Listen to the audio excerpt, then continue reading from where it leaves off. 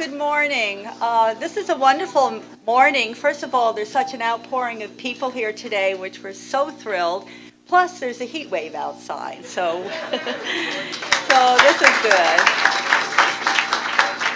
But I would love to welcome you to the 14th Annual Sullivan Renaissance Conference and Local Market and Expo. I'd like to open our program with debuting a new video created by Diane Regal, Associate Professor at SUNY Sullivan. Diane is a member of a newly formed campaign, Proud to be Sullivan.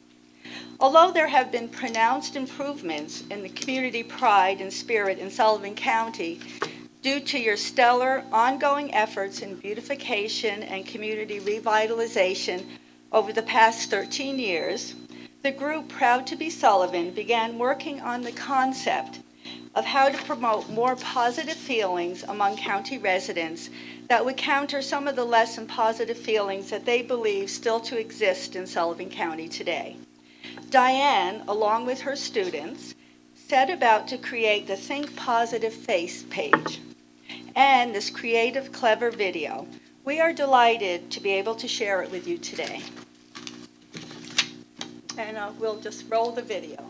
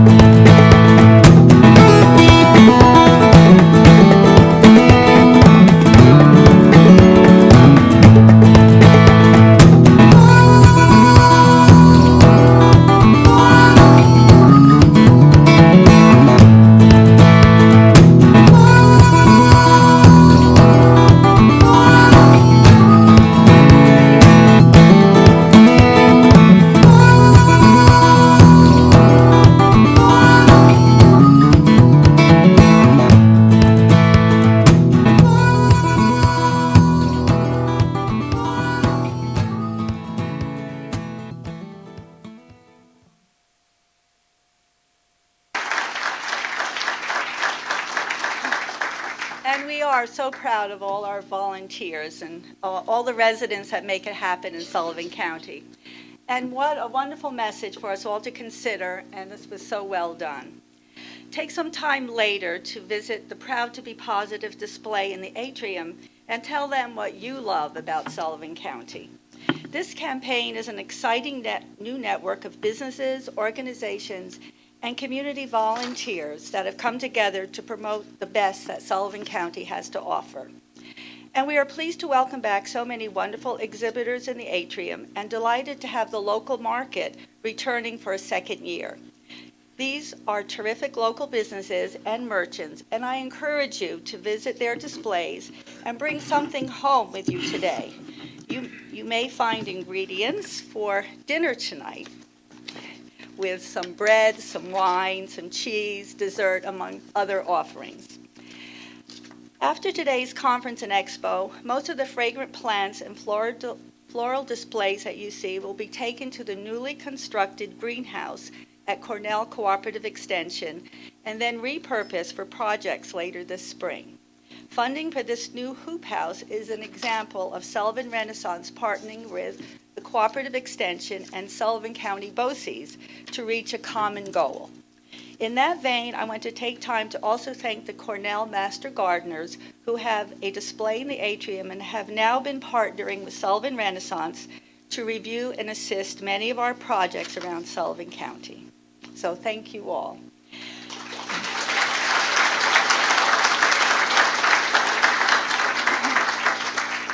We are honored to have some very special guests with us today. I'm pleased to introduce our representative to the United States Congress, Chris Gibson.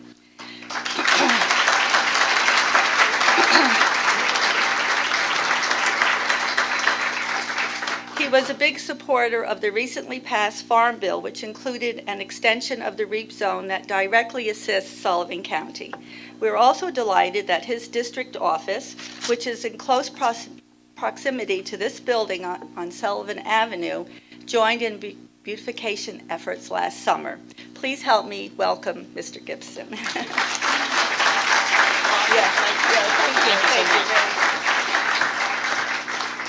Thank you so much, Sandra, and to everyone here. I can feel the enthusiasm, the excitement, and I'll tell you, I'm really appreciating the way Sullivan County rolls.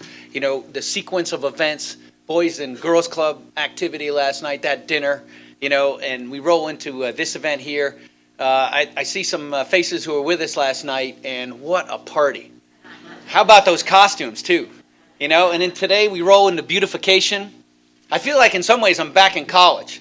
You know, Saturday nights, howling at the moon, having a great time, waking up early on Sunday morning, feeling a little guilty going to church. But seriously, though, two great causes. You know, and I know the community is proud of how well you guys come together to support important causes, and it's justifiably so.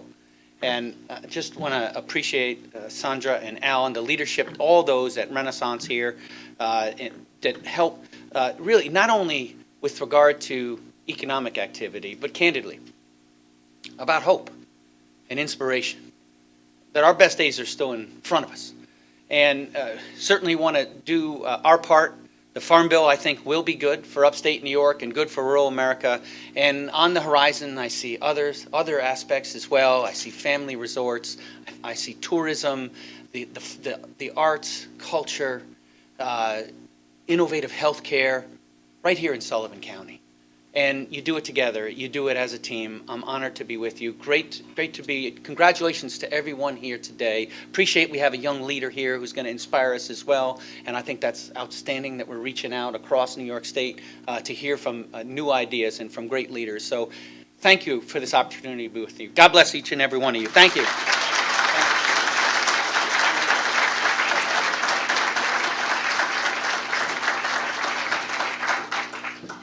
Well, thank you, Congressman Gibson. This is the year that casinos are coming to New York State, and it looks promising for Sullivan County. One of the individuals who has been central to the process is State Senator John Bonasek. He is also someone who understands the role that community beautification plays in economic development and in revitalizing Sullivan County. Please welcome our dear friend, State Senator John Bonasek.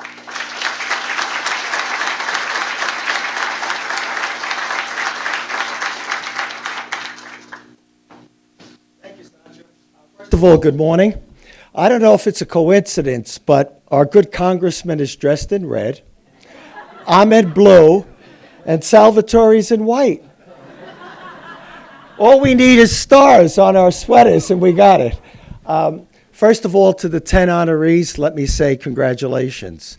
To Sandra for her commitment, her vision, her inspiration, 14 years keeping this program going. We thank you, Sandra. You've done an awesome job, you and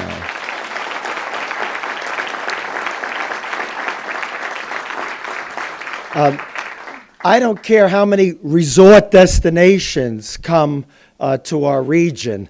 The strength of Sullivan County is always its people, everybody in this room. And, you know, I watched that video and it stressed positive messages. I can tell you in the 14 years of following the Renaissance program, there's never been a negative thought. It's always been positive. Whether times were good or bad, they were able to inspire so many people from Sullivan County to come forward, create, make it better each year than the year before. So we thank you for all the hard work.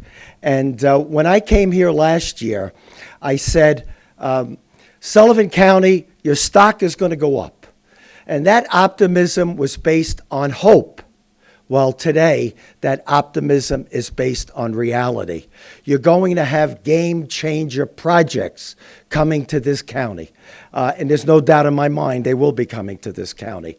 And it's important that we have a coordinated effort with all of the people in the community and these game-changing projects, so Sullivan County will become a national model of beauty in the United States. God bless you and thank you.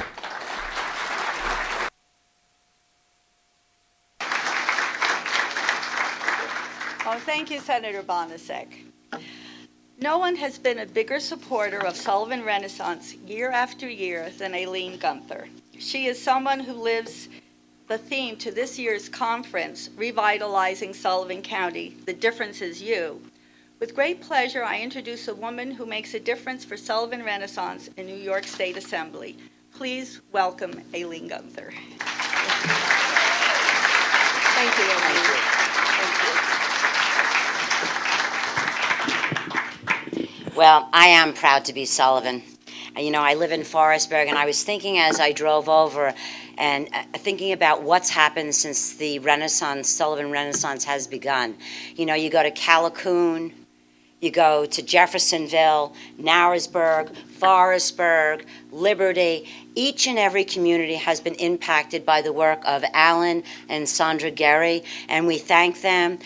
You know, the work continues, and I know this is a very exciting year.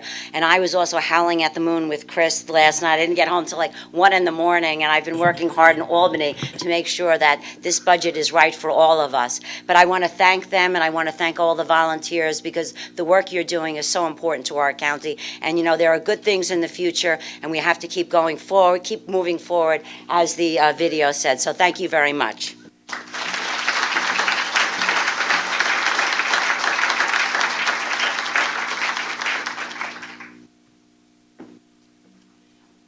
Well, there's a new energy and commitment in Sullivan County this year, as you can all see, with several new projects and developments on the horizon. Scott Samuelson understands what's at stake and is working diligently to make Sullivan County the best it can be. Please welcome the chair of the Sullivan County Legislature, Scott Samuelson.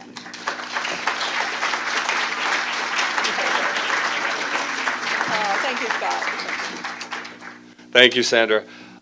Good morning, everybody. There is an incentive for anybody who is new to politics, and Mayor Myrick, you may want to hear this, to move on in their career, because being the third speaker in the line of politicians makes it everybody has sort of stolen your thunder. But I am Sullivan proud. I am proud to be here, and watching that video, I was thinking this morning and last night as well that Sullivan County has extraordinary people in it. just extraordinary. We are in the middle of winter, the toughest winter we have seen in so long, and there have been events over the past few weeks that have brought out our community who have contributed to extraordinary causes, and it is so heartening. $60,000 for the Heartathon this year, $60,000 for the Boys and Girls Club last night, and then to walk into this room to see this group of people who are so committed to making our county all it can be. It is so heartening, and it makes my job so much easier, because to come into Sullivan County and see all the beautiful things that Renaissance has done. And so we want to thank, of course, Sandra and Alan for all of that they have done for the community in putting Renaissance together and supporting it so fully. I too was a howler, so my voice is a little lower this morning, but I do want to take a second to acknowledge one of my colleagues who is here, Alan Sorensen. And I'm not sure if I didn't, absolutely. I'm not sure if any others, but the legislature is so very much behind everything that Renaissance does. And we welcome Mayor Myrick to Sullivan County, and we're glad that you're here and you get to see what we do here. And maybe we can come and visit you one day. But anyway, thanks so much. Congratulations to all of the recipients of the awards today. And thanks for, I'm sorry? Cora's here? Cora, raise your hand. Where are you? Oh. You're over there. Cora Edwards, ladies and gentlemen. Boy, that would have been a faux pas. Cora has been involved with Renaissance for a very long time and has done a lot of great work.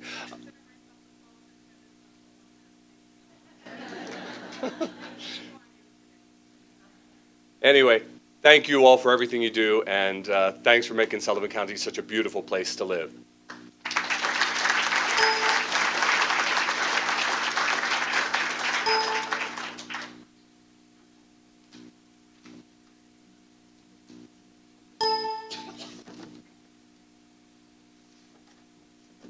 Good morning. My name is Christy Kurger, and I'm a Sullivan County Master Gardener volunteer, as well as a member of the Sullivan Renaissance Steering Committee. Sullivan First Achievement Awards are a long-standing tradition which began in 1998 by grassroots beautification group Sullivan First. These special recognitions have been continued by the Sullivan Renaissance and are presented each year in recognition of the efforts of individuals, businesses, youth, and community organizations to enhance Sullivan County. Today, recipients will receive a framed plaque with a photo and statement of their recognition, as well as citations from Sullivan County Legislature, New York State Assemblywoman Eileen Gunther, New York State Senator John Bonasek, and United States Congressman Chris Gibson. This morning, I am very pleased to present the Sullivan First Achievement Awards to the individuals who have contributed to beautification and community development throughout Sullivan County. Recipients are welcome to come and say a few words while they're here on stage. Kathy Fielding. Kathy was raised in Trenton, New Jersey, and has called Monticello home for over 46 years. After marrying her husband, Jerry, she moved to Sullivan County, and together they have raised 3 children. Kathy enjoyed a long and successful career in sales and is now retired. Well, technically speaking, that is. She's an avid gardener. Kathy volunteered to head up the newly formed Monticello Beautification Group in 2011. She became a Master Gardener volunteer in 2012 and is also a member of the Liberty Garden Club. In her spare time, she can be found litter plucking, weeding, and gardening along Broadway in Monticello several times a week. When she's not gardening, she enjoys spending time with her 6 grandchildren. Kathy is receiving the Sullivan First Achievement Award today for her tireless volunteerism and dedicated leadership in the Monticello beautification efforts. Thank you, Kathy.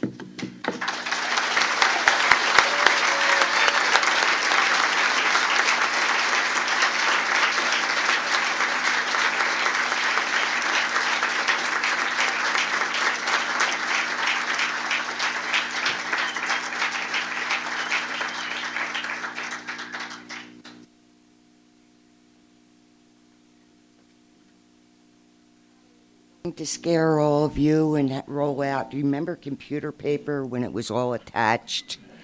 And roll out this large computer paper. to say my thank yous. Last week I gave a very poor interview, and I have to apologize to Denise Frangipani because I did not answer the questions on the interview. So I was going to do the top 10 reasons why I volunteer in hopes of inspiring. Most of you are volunteers, but please, we have a dynamic thing going on here in Sullivan County. And I've narrowed it down to, I believe, 3.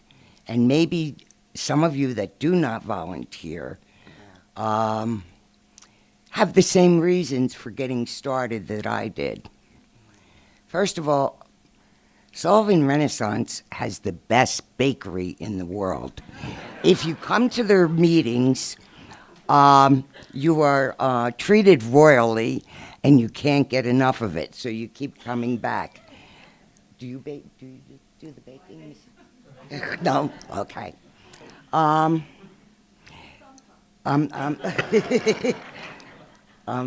trying to narrow down my 10 best reasons. The second one was I felt sorry for Mr. Gary. You know how we all shop before our summer guests arrive, and we're in one store and out another to try to get our supplies so we don't have to go into the store the beginning of July, the end of June, when our summer guests arrive, because they're all there at the same time. Well, I happened to be shopping on Broadway in Monticello, and we were in one store and out another, and there were lines at some stores. And this is going back a few Junes ago, and lo and behold, I was behind the Garys in line. I think we were trying to get the same deal on sneakers. I believe that's what it was. But anyway, you have to excuse me, but I was eavesdropping. And I heard the Garys speaking to each other, and Mrs. Gary says, you have to do something about these weeds on Broadway. Mrs. Gary, I'm sorry, but you're a slave driver. He has the CVI building to do. He's got Bethel Woods to do. He probably has every town in Sullivan County to do, plus your home. Somebody's got to pitch in and help. I hope you do have a good sense of humor. Kathy, if she doesn't, you're in trouble. Okay, now the real reason. 8 years ago, I experienced a perfect storm.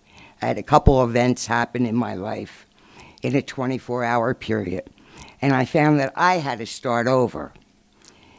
Previous to this, I had worked in sales around the county, and I saw glimmers of hope. I believe it was Roscoe, Livingston Manor, Narrowsburg. You saw these flowers popping up. And with this perfect storm that I had to find a new beginning for me, Kathy Fielding. And how I did this was, I want to thank everyone in this room. The Manzas, Monticello Greenhouse. If you could please stand up. Are there fellow master gardeners, tree stewards? Please stand. It goes on and on and on. I found my new beginning, and now I am part of the community of Sullivan County, and each and every one of us should be very proud. Thank you, and thank you.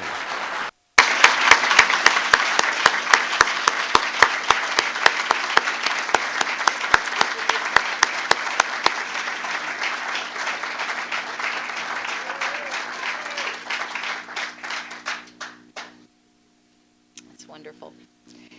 Our next recipient is Luann Rexford.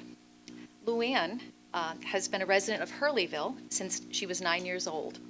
She attended the Fallsburg Central School and SUNY Sullivan, and after a career in banking, she worked several years as a child care provider, For the last 10 years, she has been employed by the United States Postal Service as a mail carrier. Luann cares very deeply about her community and is always willing to lend a hand.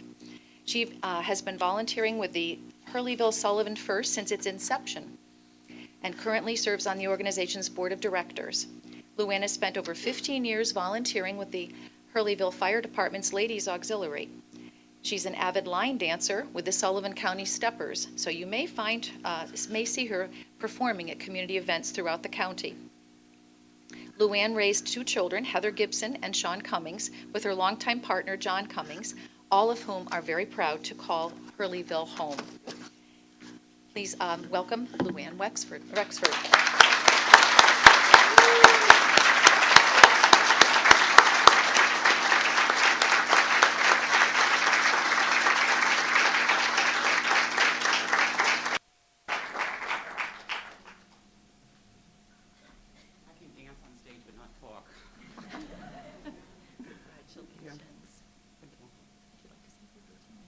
Just want to say thank you, and hopefully every ShopRite bag would be a flower.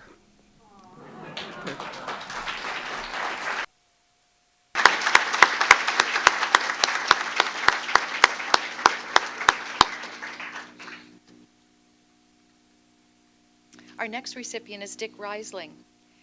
Dick is an organic farmer and energy efficiency renewable energy consultant. He specializes in working with the synergies of renewable energy, technology, and the new forms of agriculture. He's a co-founder of the Sullivan Alliance for Sustainable Development in 2014, and he recently retired from serving 3.5 years as the Sustainable Development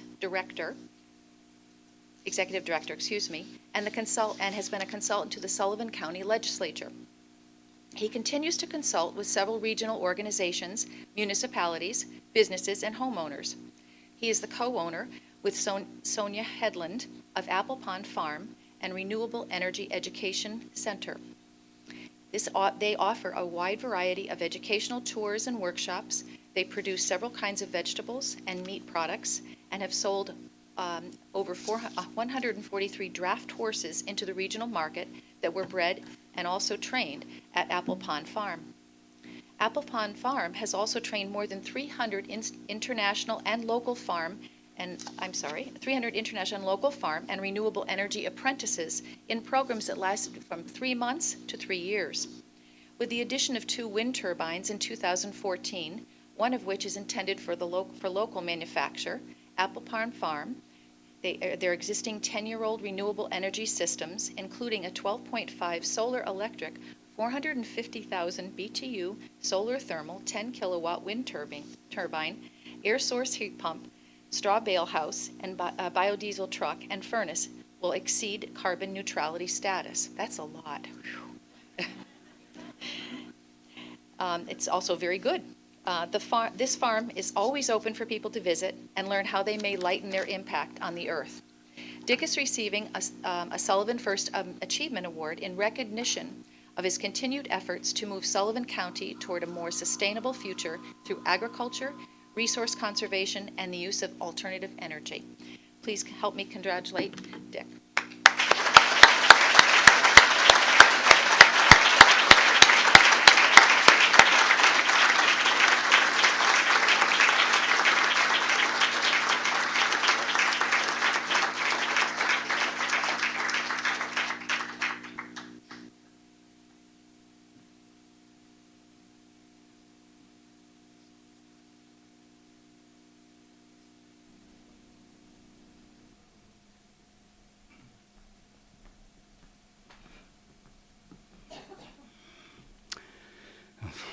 Hi, everybody.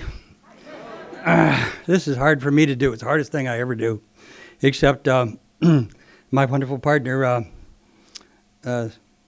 Sonia, said, it's really easy. And then I got it. It's to thank you for this opportunity to say thanks to all of you. I get so much inspiration, and being a 74-year-old guy, I get a lot of energy from you as well. And I'm very thrilled to have this opportunity to say thanks to all the organizers and all the people that implement the Sullivan Renaissance program. I want to remind you just one thing, segueing back to something that our Senator Bondasek has said to us. And also give thanks to what we have here, this profusion of flowers. We are in the vortex here in Sullivan County, moving from a $1 billion economy, where we've been more or less, or south of that somewhat, for the last 4 decades.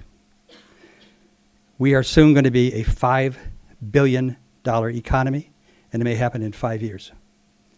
That's colossal. Okay? If you want to get power and imagination, look at the flower. Look at the wonderful Torah. Look at the great Islamic texts, or the New and the Old Testament. They all are full of marvelous examples about the power of flowers.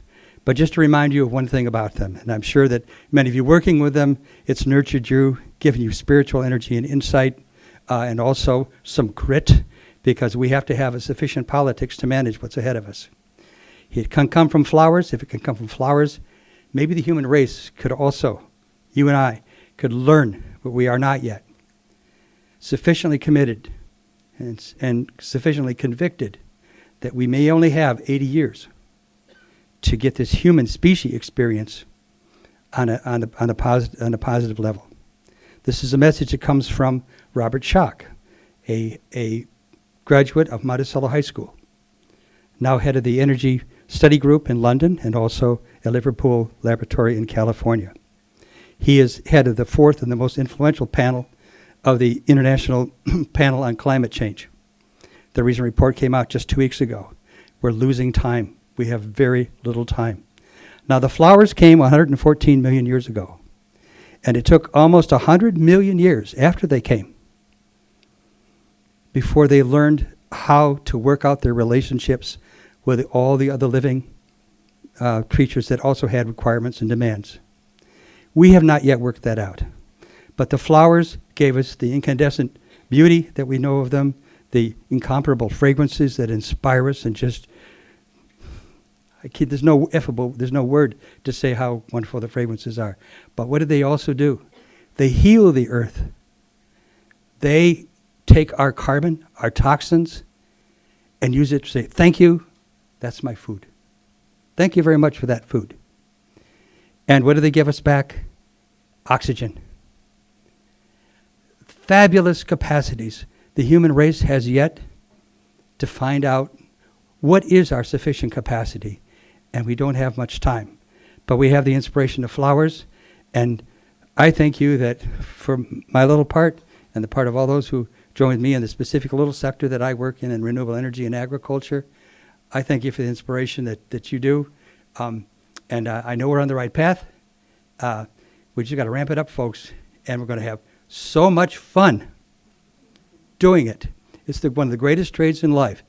If you do this kind of work, you'll be richer than you can possibly imagine. And I know all of you feel that already, so let's celebrate today.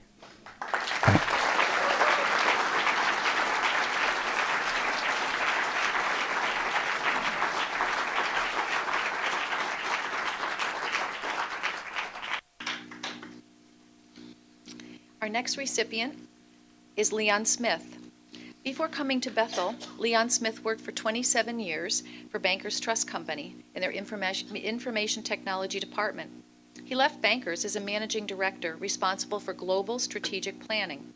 His interest in planning led him to attend Bethel Planning Board meetings, where his interest was caught the attention of then supervisor Alan Scott. With his encouragement, Leon joined the planning board and later became its chairman, and then the first manager of the Bethel Local Development Corporation. This led to his involvement with Bethel First beautification projects, and then on to larger economic development projects in Kanianga Lake and elsewhere in Bethel. Along the way, Leon has met and has been inspired by many neighbors and friends. He said, I'm proud of what the community has accomplished. It's now time for my wife Ginger and I to move on to the next phase of our life. Leon is receiving a Sullivan First Achievement Award in recognition of his contributions to the revitalization of Kanianga Lake and for his work on behalf of revitalization projects throughout the town of Bethel. Leon is unable to be here with us because he moved earlier, and he and his wife are recently relocated to the Rochester area to be closer to their family. And accepting his award on his behalf is Helen Budrock, our Community Development Planner for Sullivan Renaissance.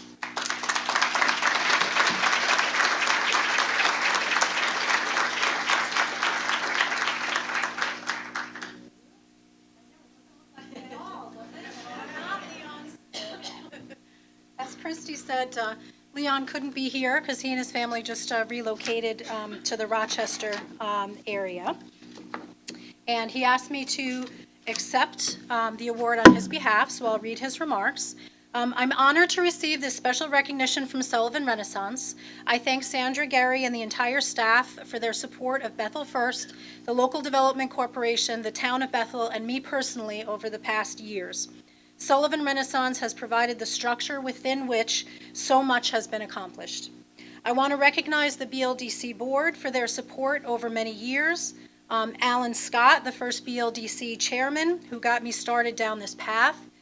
Vicki Simpson for her support during the first Kanianga Lake Main Street visioning sessions. And Dan Sturm, the current BLDC chairman, for his creativity and leadership. Through their efforts, the BLDC has become a leading force in the economic development of Bethel. That development would not be possible without local business owners who contribute their energy and risk their capital to create economic opportunity for us all. I want to express my personal thanks to Denise Frangipani. Where are you, Denise? Is she here? Okay, she's probably floating around, but you all know who Denise is, for her constant presence, supporting me with her inspiration, motivation, hard work, and simple friendship.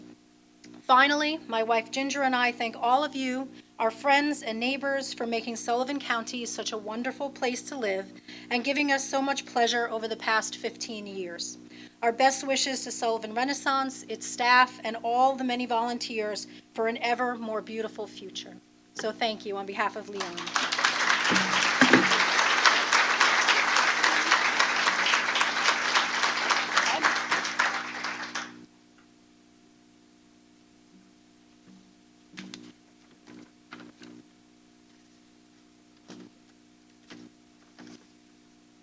Good morning.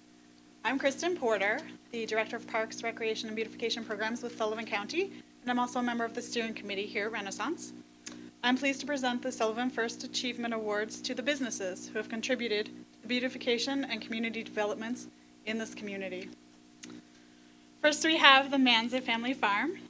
Tom Manza and his wife, Mary Ann, have operated Manza Family Farm since 1979. They currently grow 35 acres of trees that they sell, along with a wide variety of perennials and shrubs. The farm was one of the first pick-your-own pumpkin farms and offers many activities in October and December. They take pride in offering not only a large selection of quality plants, but personal service by their knowledgeable and dedicated staff. Manza Family Farm is receiving this Sullivan First Achievement Award in recognition of their ongoing support of Sullivan Renaissance projects and volunteers, and for their many contributions to the community beautification efforts.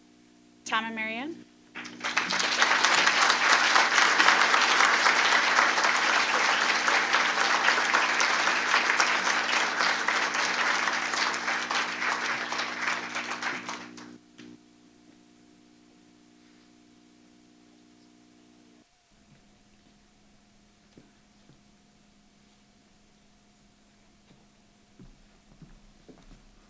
It's really nice to be with all of you here today. We're just very proud to be a part of Sullivan Renaissance over these years.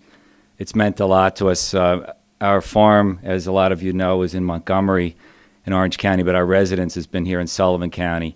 And we've seen the transformation over the years with Sullivan Renaissance and all the good that it's done and the beautification of all the communities. And we're just very happy that we've had a part in it and been allowed to have had a part in it.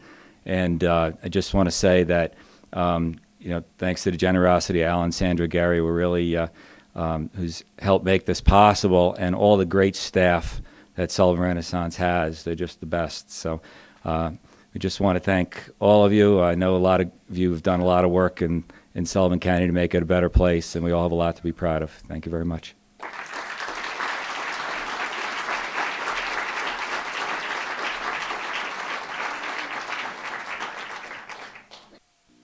Our second business award is being awarded to the Beekman House.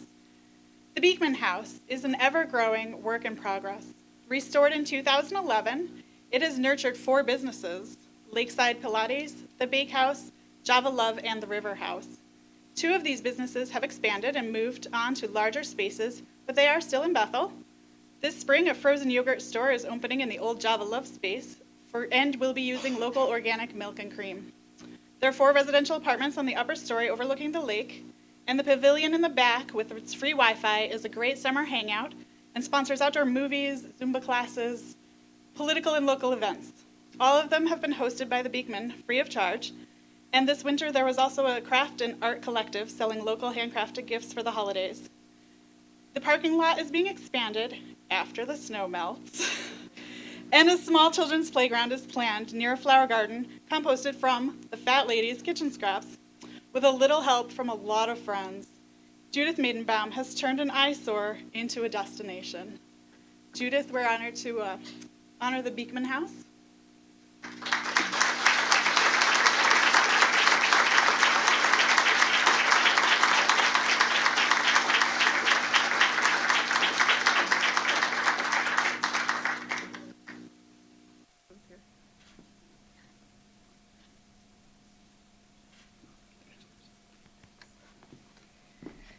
So the greatest thing about Sullivan County, I think, is that there's just so much to do. The second greatest thing is that there are so many people that are willing to come forward and help you when you decide you're going to do something, and nobody here does anything on their own. So I'd like to thank a couple of people that have really been instrumental in getting the Beekman House going. First of all, I should thank the Town Board of Bethel for making my life miserable and making me get parking.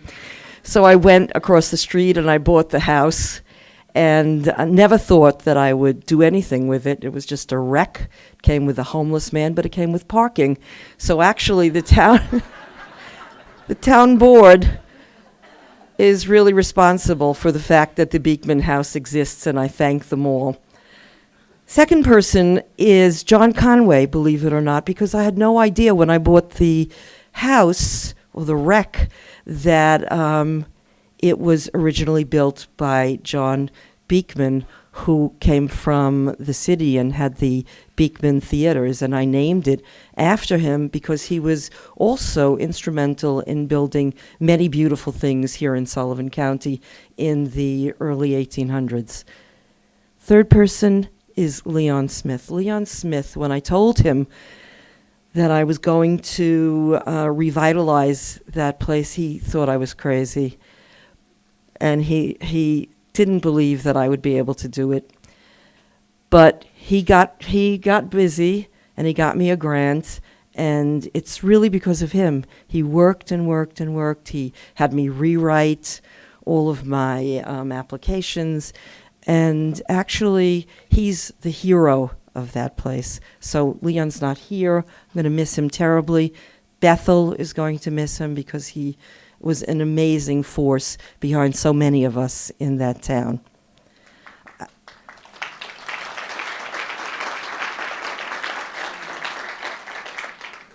The building was really impossible, and the Gelsomino group, who had never done such a big project, came forward and they figured out how to straighten it out and how to really make it into an incredible structure, which it is now. So I want to thank them.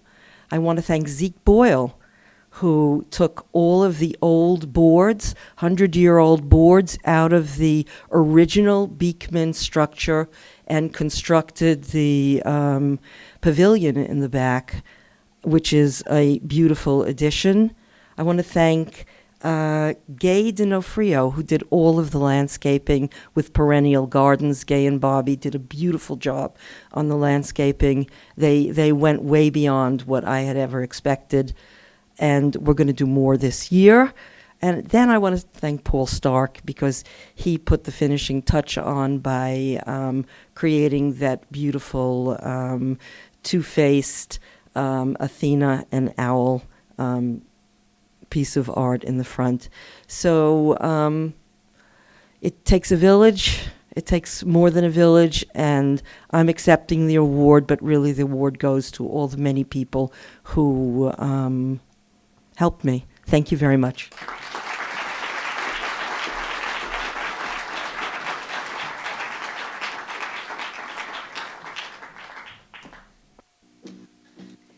Good morning. My name is Nicole Slevin. I'm a STEM community educator at Cornell Cooperative Extension and the Director of Communications. I am also a member of the Sullivan Renaissance Steering Committee. I'm pleased to present the Sullivan First Achievement Award in the category of youth. This award is presented to youth who are actively engaged in the community and to adults dedicated to working with and on behalf of youth. Again, these recipients will be receiving a plaque from Sullivan Renaissance along with citations from the Sullivan County Legislature, Assemblywoman Aileen Gunther, State Senator John Bonisic, and Congressman Chris Gibson. Our first recipient is Robert Hayes. Robert Hayes teaches natural resources, plant and agricultural science at Tri-Valley School. He has been actively involved with Sullivan Renaissance for years, and along with his four-legged friend, Memphis, has touched the Renaissance community in many ways. You can see evidence of his work from the flowers throughout the building today and the Tri-Valley display in the atrium to training Sullivan Renaissance interns, planting trees throughout Sullivan County, and establishing a teaching orchard and outdoor classroom at Tri-Valley. Robert is an incredible mentor with a mission to engage as many students as possible and to connect them with the natural world. His philosophy is to share time and talent to improve quality of life and learning and to assist young people in their discovery of a sense of place and stewardship. Robert is being recognized today with the Sullivan First Achievement Award for his dedication to educating the students at Tri-Valley Central School to appreciate the value of our natural resources and for his ongoing efforts to engage students in volunteer activities in their community. In addition to the awards mentioned, Robert will also be receiving a citation from Assemblywoman Claudia Tenney, who represents Neversink. Please help me to welcome Robert Hayes.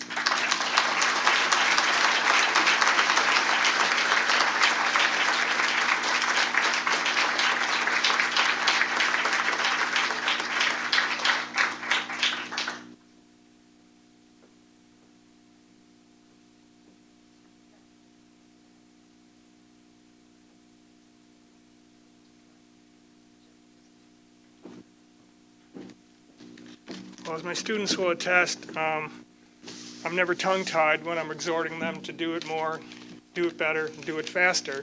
But so I am going to borrow some crib notes today. There's a lot of people that the experiences that not only the students and staff at Tri-Valley have benefited from, that have shared the experience with us, but also all the teachers in Sullivan County schools and all the students in Sullivan County schools. On behalf of all of them and us, we would like to thank Alan and Sandra Gary for their generosity in sharing their visions and resources through Sullivan Renaissance. In the past decade, we've had the opportunity to partner with Renaissance staff and people in the community to provide new opportunities and help students develop new skills at Sullivan Habitat for Humanity, at the Federation for the Homeless Soup Kitchen, Senior Citizen Housing, Schoolyard Trees and Gardens, Community Flower and Vegetable Gardens, School Composting and Orchard, and intern training. Our Renaissance partners over the past 10 years have always modeled for students expertise in their responsibilities, enthusiasm for their work, and willingness to engage students, whether it's been here at CVI, at Bethel Woods, or coming to visit us at sites in our campuses. They all share the mantra to find something you like to do, become skilled at it, and share it with others. We're grateful to them. Involved in the collective efforts, especially, I'd like to recognize some people that over the past many years have stepped up made accommodations for us, supported students, identified opportunities, and helped provide us with the resources to do that. Glenn Pointier, Denise Frangipani, Colleen Emery, Vivian Ginsberg, Bob Dima and his stellar crew, and Greg Latordo and the staff at Bethel Woods really are great models for students. Sullivan Renaissance enables teachers in the classroom to take theory and information and put it into practice in project-based learning initiatives. As we know, with fewer opportunities for hands-on learning due to state education department mandates that govern instruction, assessment, and adherence to Common Core standards, the chance for students to do something outside the box is becoming less each year. By providing materials, training, and opportunities, Sullivan Renaissance affords teachers and students the opportunity to create gardens, to plant seeds, to plant flowers, to plant trees, and to develop their skills. The anticipation of putting a seed in soil is a great thing. That's an experience that you can't test and you can't evaluate.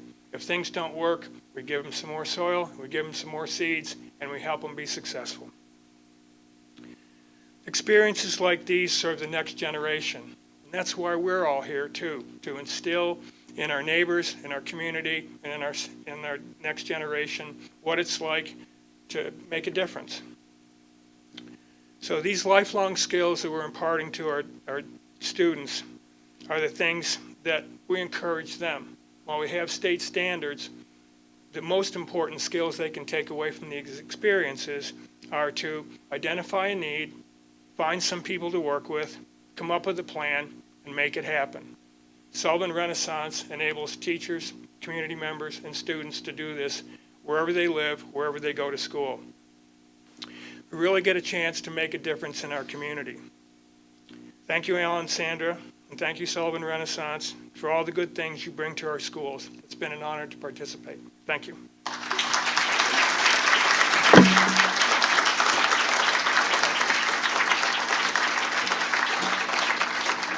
Thank you, Robert. Our final participant in the youth, or recipient rather, in the youth category is Jane Sorensen. Jane Sorensen resides in Rock Hill, New York with her children Chris, Jacqueline, and Sarah, and Alan Sorensen, her husband of 25 happy years. Jane works for the Monticello Central School District as the EPIC, Every Person Influences Children, program coordinator in all 3 elementary schools. She also serves on the STEM, Science, Technology, Engineering, and Math committee as the community outreach coordinator. This is where she played a role in bringing the Catskill Edible Garden Project to the Cook Elementary School. Jane is also the president of the Kiwanis Club of Monticello, where she is with the school community service groups as the Builders Club such as the Builders Club and the Key Club in the Monticello Central School District. She has volunteered 10 years as a religion teacher at St. Peter's Religious Education Program. During the summer, Jane is the art director at the Winston Day Camp, where she has been involved for 11 years this season. 3 years ago, she took on the garden program at Winston and has worked with campers each season to create an edible garden. The campers absolutely love planting the seeds, watering, weeding, and watching their garden grow as they taste the fruits of their labor. Jane is a community-based person who believes in helping out her community as a whole. She is receiving the Sullivan First Achievement Award for her dedication to the students and families of the Monticello School District and for her leadership in bringing the Catskill Edible Garden Project to the Cook School. Very busy woman. Thank you, Jane. Please welcome Jane Sorensen.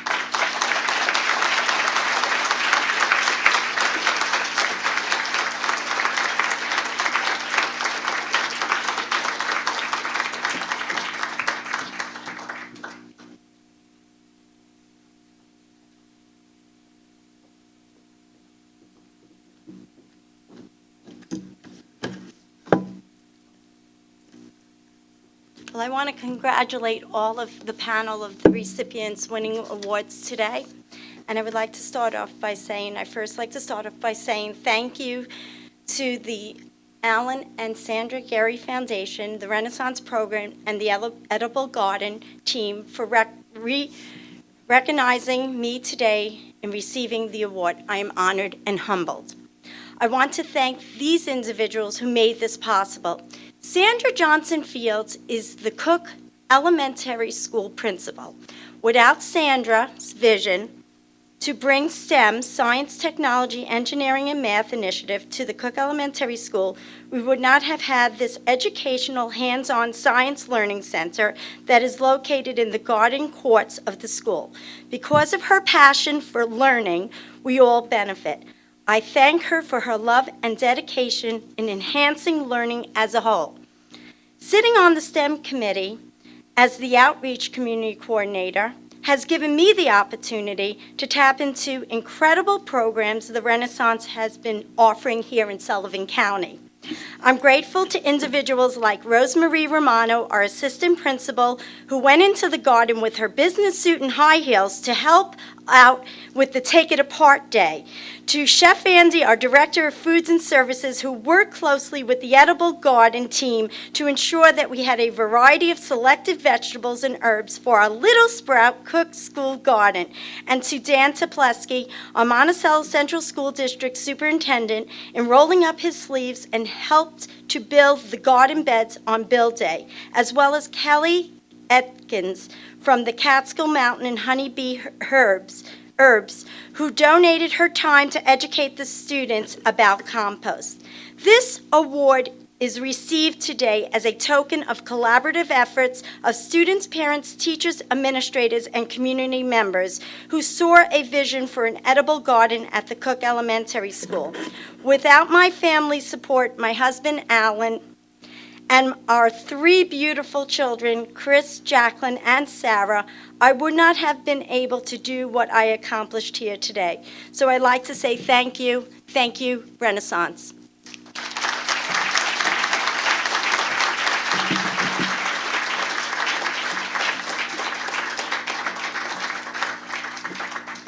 Once again, congratulations to Robert and Jane.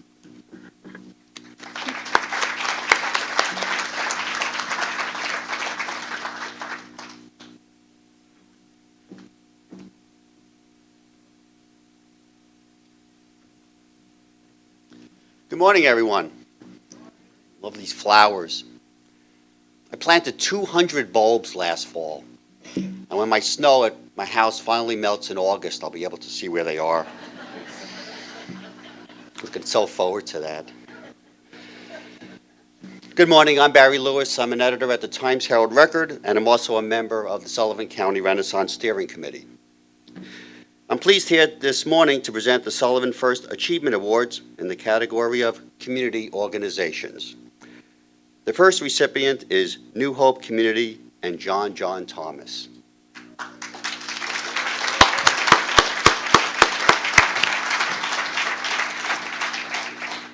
In 1975, on the 44-acre grounds of the former Resort Hotel, New Hope Community began exploring a vision of independent living for people with intellectual and other developmental disabilities who had traditionally been left without opportunity and choice. They created a haven to cultivate a lifestyle of self-determination. The greenhouse at New Hope provides activities and educational opportunities for those who live at New Hope Community. As an extension of this work, they have been a tremendous supporter of the mission of Sullivan Renaissance.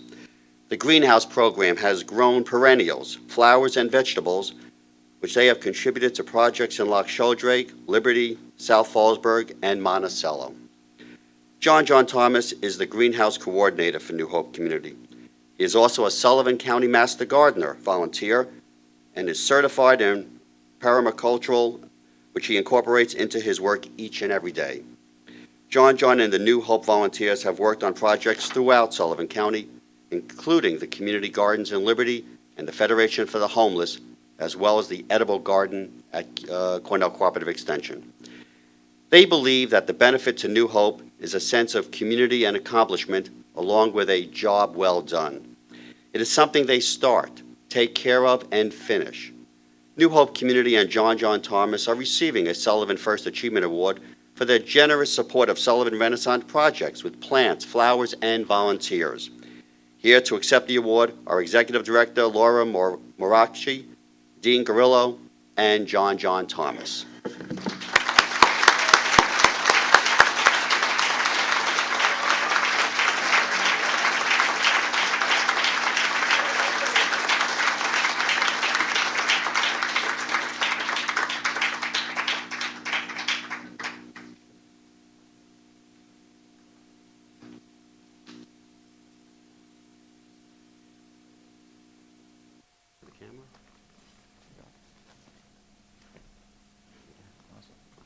Thank you very much.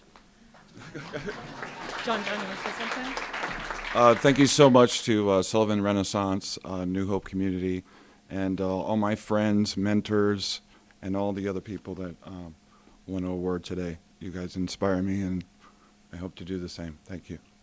Yes. Truly a privilege to partner with our communities and neighbors to do what we love to do, gardening. And I want to piggyback on Dick Reisling's words of celebrate today, but every day. So thank you.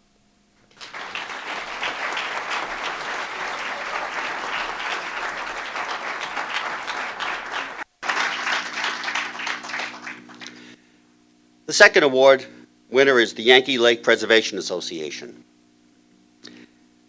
The known history of Yankee Lake dates back to the early 19th century, when it was Yankee Pond, a great hunting and fishing hole.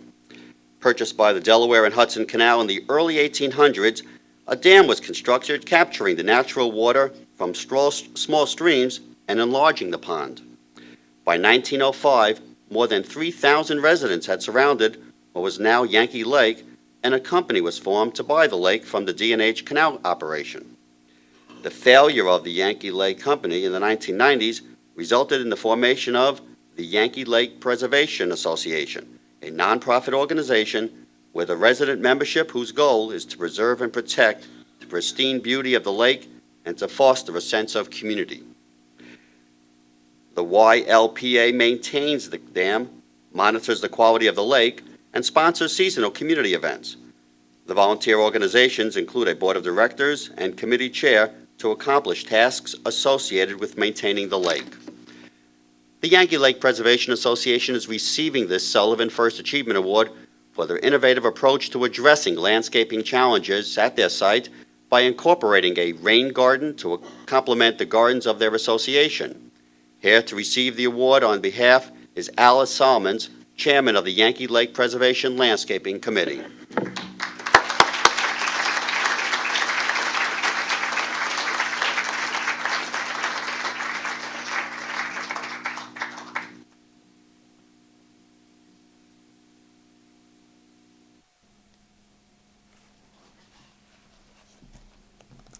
Thank you all.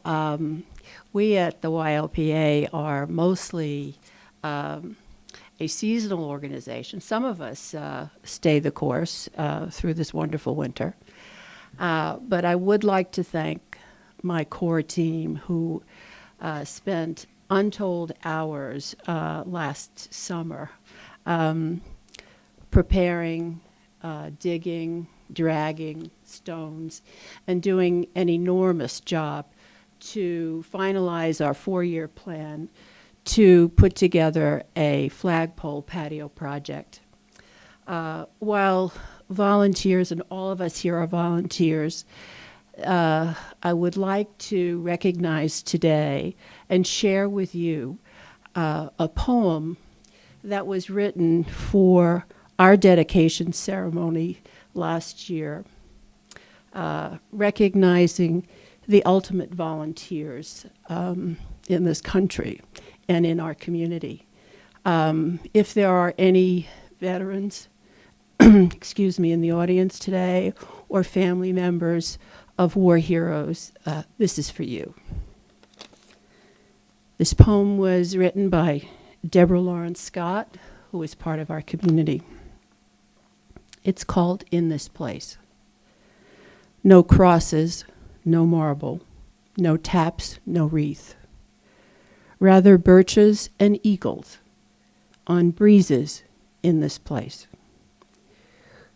where we come to remember and each heart pledges allegiance to those who fell, known and unknown, wraps memory in red, white, and blue, gives thanks with pride and reverence in this place, on this day, as oak leaves dance and part the sunlight.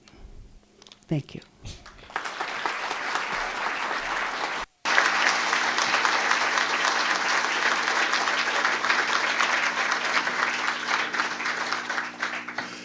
Hello, welcome. I'm Glenn Pontier, the Executive Director of Sullivan Renaissance, and my job is to tell you what's new today.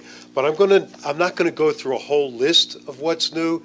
That's why we have web pages and Facebook, and I don't know if you're been following along, but some of you that have been on stage are already on Facebook right now.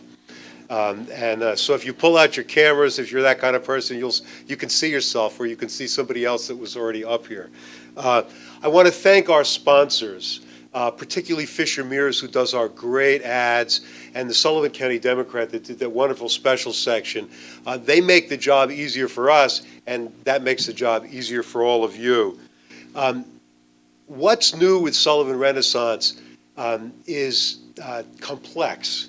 And if you'd like to talk about it in detail, we have this thing called the Renaissance Salon. And what it means is go back to the registration, not now, but go back to the registration desk and sign up. And you can talk with me individually, or with Helen, or with Kara, or one of the others, and we'll fill you in on the details. Other than that, we have a new program that's going to deal with facades. And that's interesting if you're a private business. And we're expanding our Mitzvah Award contest. That's for summer camps. So like us on Facebook, follow us on Twitter, go to YouTube where all of this is going to be up in a day or two and you can watch it all on your television screen. Welcome to Sullivan Renaissance. The flowers are gorgeous. You people are beautiful, and I'm looking forward to hearing our speaker. Thanks a lot, everybody.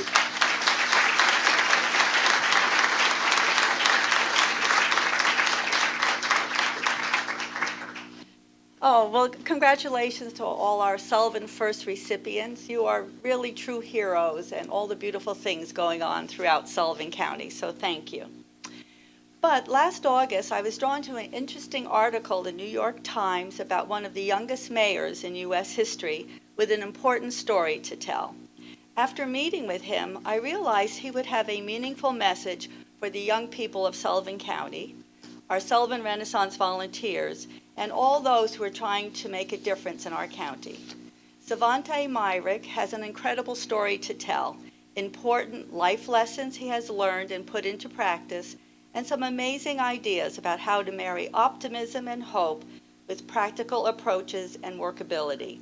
Yesterday, he shared his story with hundreds of attentive, engaged young people at SUNY Sullivan in Loch Sheldrake. Today, he will offer his ideas on community revitalization and how communities can take the necessary steps towards a better future. You are in for a special treat this morning.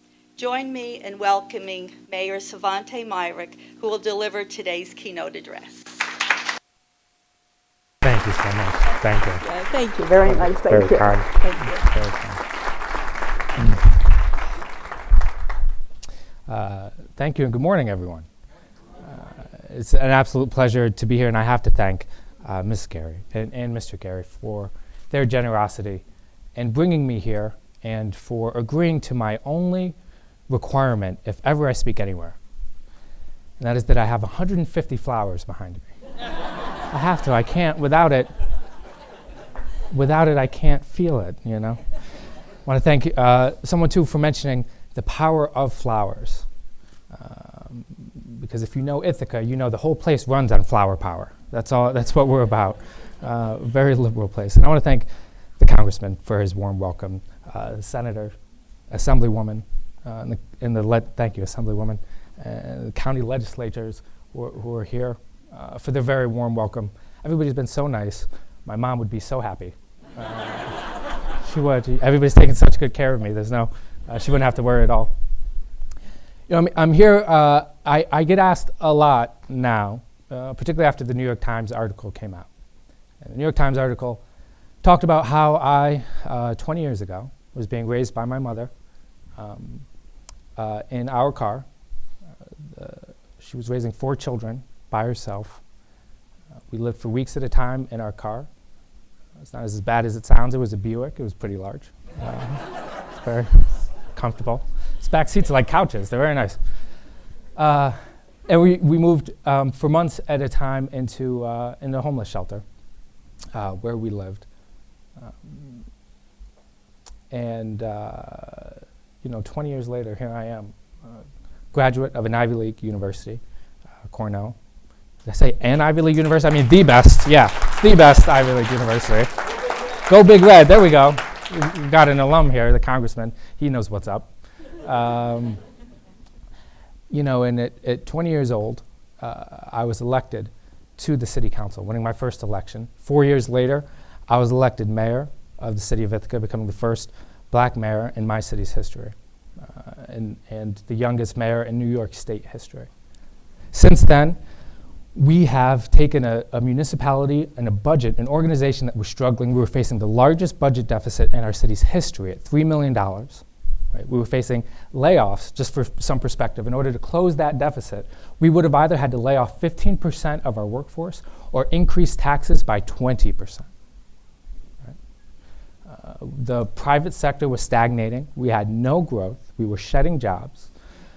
People were having to move out of their homes and foreclose. Right? Morale was low with the staff. Morale was low for the public. People didn't think anything was possible. And on top of it all, we had a downtown, the center of our city, both geographically and culturally, that had been neglected for 4 decades. It was in a state of disrepair. The Ithaca Commons is and was the most important part of the city of Ithaca, but it was deteriorating underground and on top. The water and sewer mains underneath were ready to break. A water main, I know all of you know this, will last how long? 50 years. You knew that. I know you knew that. This year, that water main celebrated its 102nd birthday. 102nd birthday, right? And if it broke, right, we had placed on our commons, we had placed all of our pavilions, our benches, our tables and chairs, our playgrounds, right on top of those utilities. So if they broke, not only would that water rush unstopped for hours while we demolished what was on top of it in order to get underneath, but once demolished, we would have nothing to put back in the center of our city. Those were the challenges we faced, and now, 2 years later, we closed that budget deficit with no layoffs and the smallest tax increases, the smallest, not the 20% tax increases, the smallest tax increases in our city since 1999, right? Our private sector has grown month for month. We have grown the fastest of any community in New York State, and we now have the lowest unemployment rate in New York State at just 4%. Compare that to the national average of almost 8%. We have $200 million of private investment happening in the center of our city, hotels, buildings, apartments, restaurants, $200 million of new investment going in, and we're in the middle of rebuilding our commons. A complete rebuild, a $15 million project that we're 10 months in and 10 months away from completing. That's where we are today. Now people want to know, and that's what the New York Times wanted to know, is how? How did you do that? How did you not just turn a city around, but how did you climb from poverty and homelessness into elected office? Which, if those of us in elected office know, you still are in poverty, but you're just not homeless anymore. It's a whole other, I don't know. And I get a lot of that. I get a lot of how, and if I could, if we could today, I was heavy on the inspiration last night because I was trying to whip those young people into a fervor. I wanted them to one day sit in an auditorium like this, be recognized with awards like these for their civic actions, for their volunteerism. I was trying to inspire them to act and serve their communities. Now, you're already here, so it's obvious you don't need any inspiration. So if you don't mind, I'd like to talk specifics for a bit, and maybe we could talk about what worked well in Ithaca, what sort of led our success, what tools we actually used to be successful. And then I'll open up for questions. Is that okay? Okay. So if I could focus on 2 tools, I call them the 2 C's. We've got 2 C's, all right? Everybody always has 3. If you're a speaker, you're supposed to have 3 of everything. What the heck with that? I've got 2 C's, okay? Creativity and credibility. If you want to lead and if you want to make changes in your community, and you do, that's why you're here, if you want to lead, you have to use creativity and you have to use credibility. And I want to tell you examples from my life of when those 2 have come in handy, how you can use them, and how you can use them to make your city better. I want to talk about creativity first. What does it mean to be creative? To be creative is to imagine how many of you have raised children? Babysat? Yeah, a lot of you, the tired looking ones. I saw everybody raise their hands, was like, me, I did that.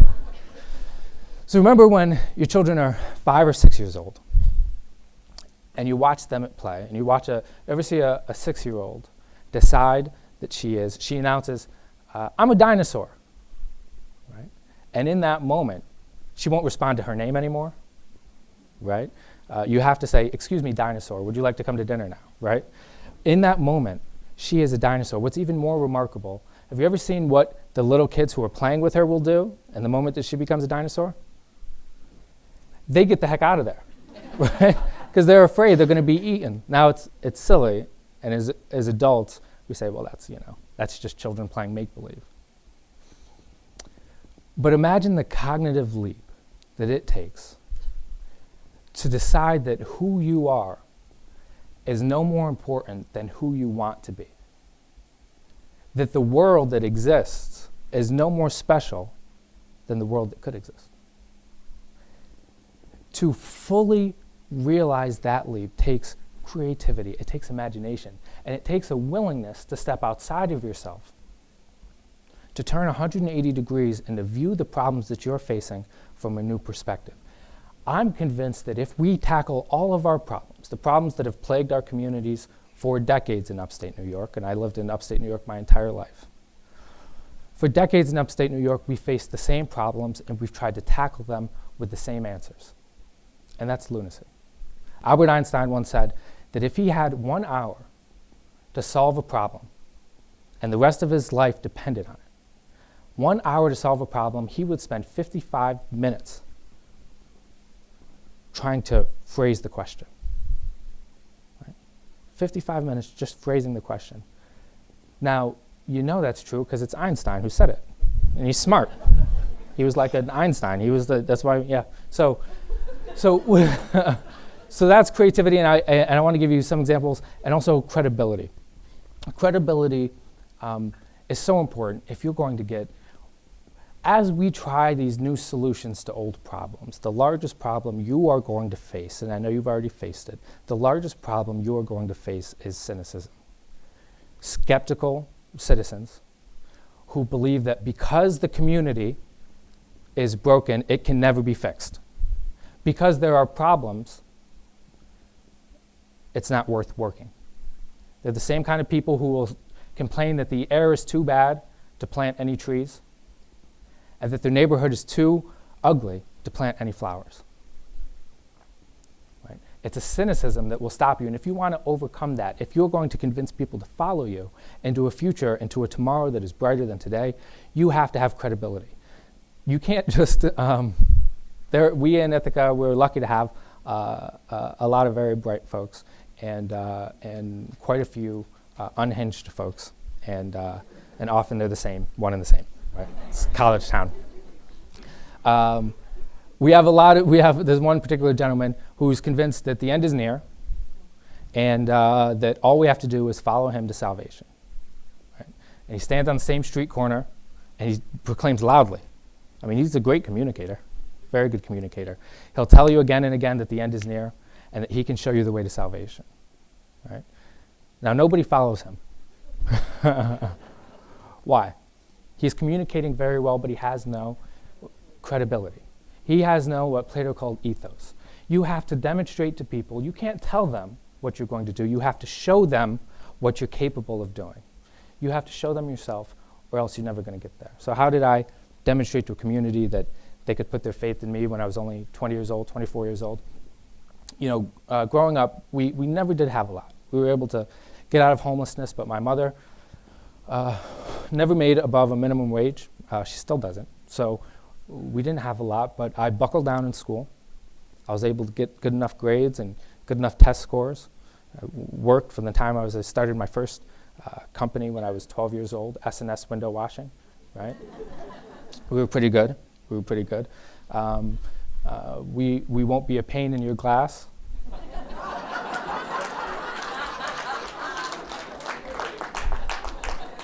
Instead of the T-shirts, they said that. 50 cents per pane. We were very good. Worked at the library. I pumped gas. I worked at the grocery store. I had an internship at the radio station just down the road, Colgate University. I was the only high schooler to ever have a show.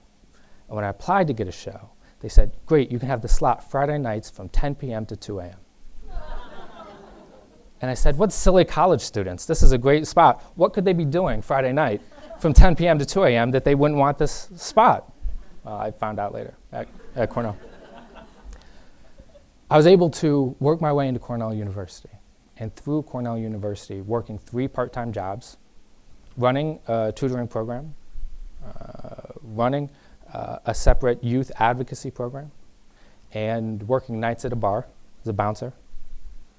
Yes, as a bouncer. Yeah, I'd wear big clothes. And you stand up on a step, nobody can tell. And you have a flashlight and you dazzle them, and then they know you don't get any problems. Worked 3 part-time jobs to pay my way through. Became a leader in the Greek system, but also president of our Senior Honor Society. When I was elected to the city council, it was because folks knew that I was somebody who, though young, were responsible. I had to establish my credibility 4 years later when I ran for mayor. I have a roommate who volunteered to be my campaign chairman. Nate Shinagawa is his name. He just ran for Congress last year. You might have heard his name. Nathan Shinagawa. He was on the county legislature from the time he was 22 years old. He's 28 now, so he's getting on in years. He was 22, and he said, we have to establish your credibility. Here's what we're going to do. You're going to announce before anybody else announces. You're going to get into this race, and you're going to raise more money than anybody has ever spent in a mayoral election. It's $10,000. You're going to raise more money than anybody's ever spent before you even announce. I'm a county legislator. I'm going to stand behind you, and I'm going to endorse you. And with all that credibility, my endorsement, your announcement, all that money, nobody's even going to want to challenge you. We had a plan.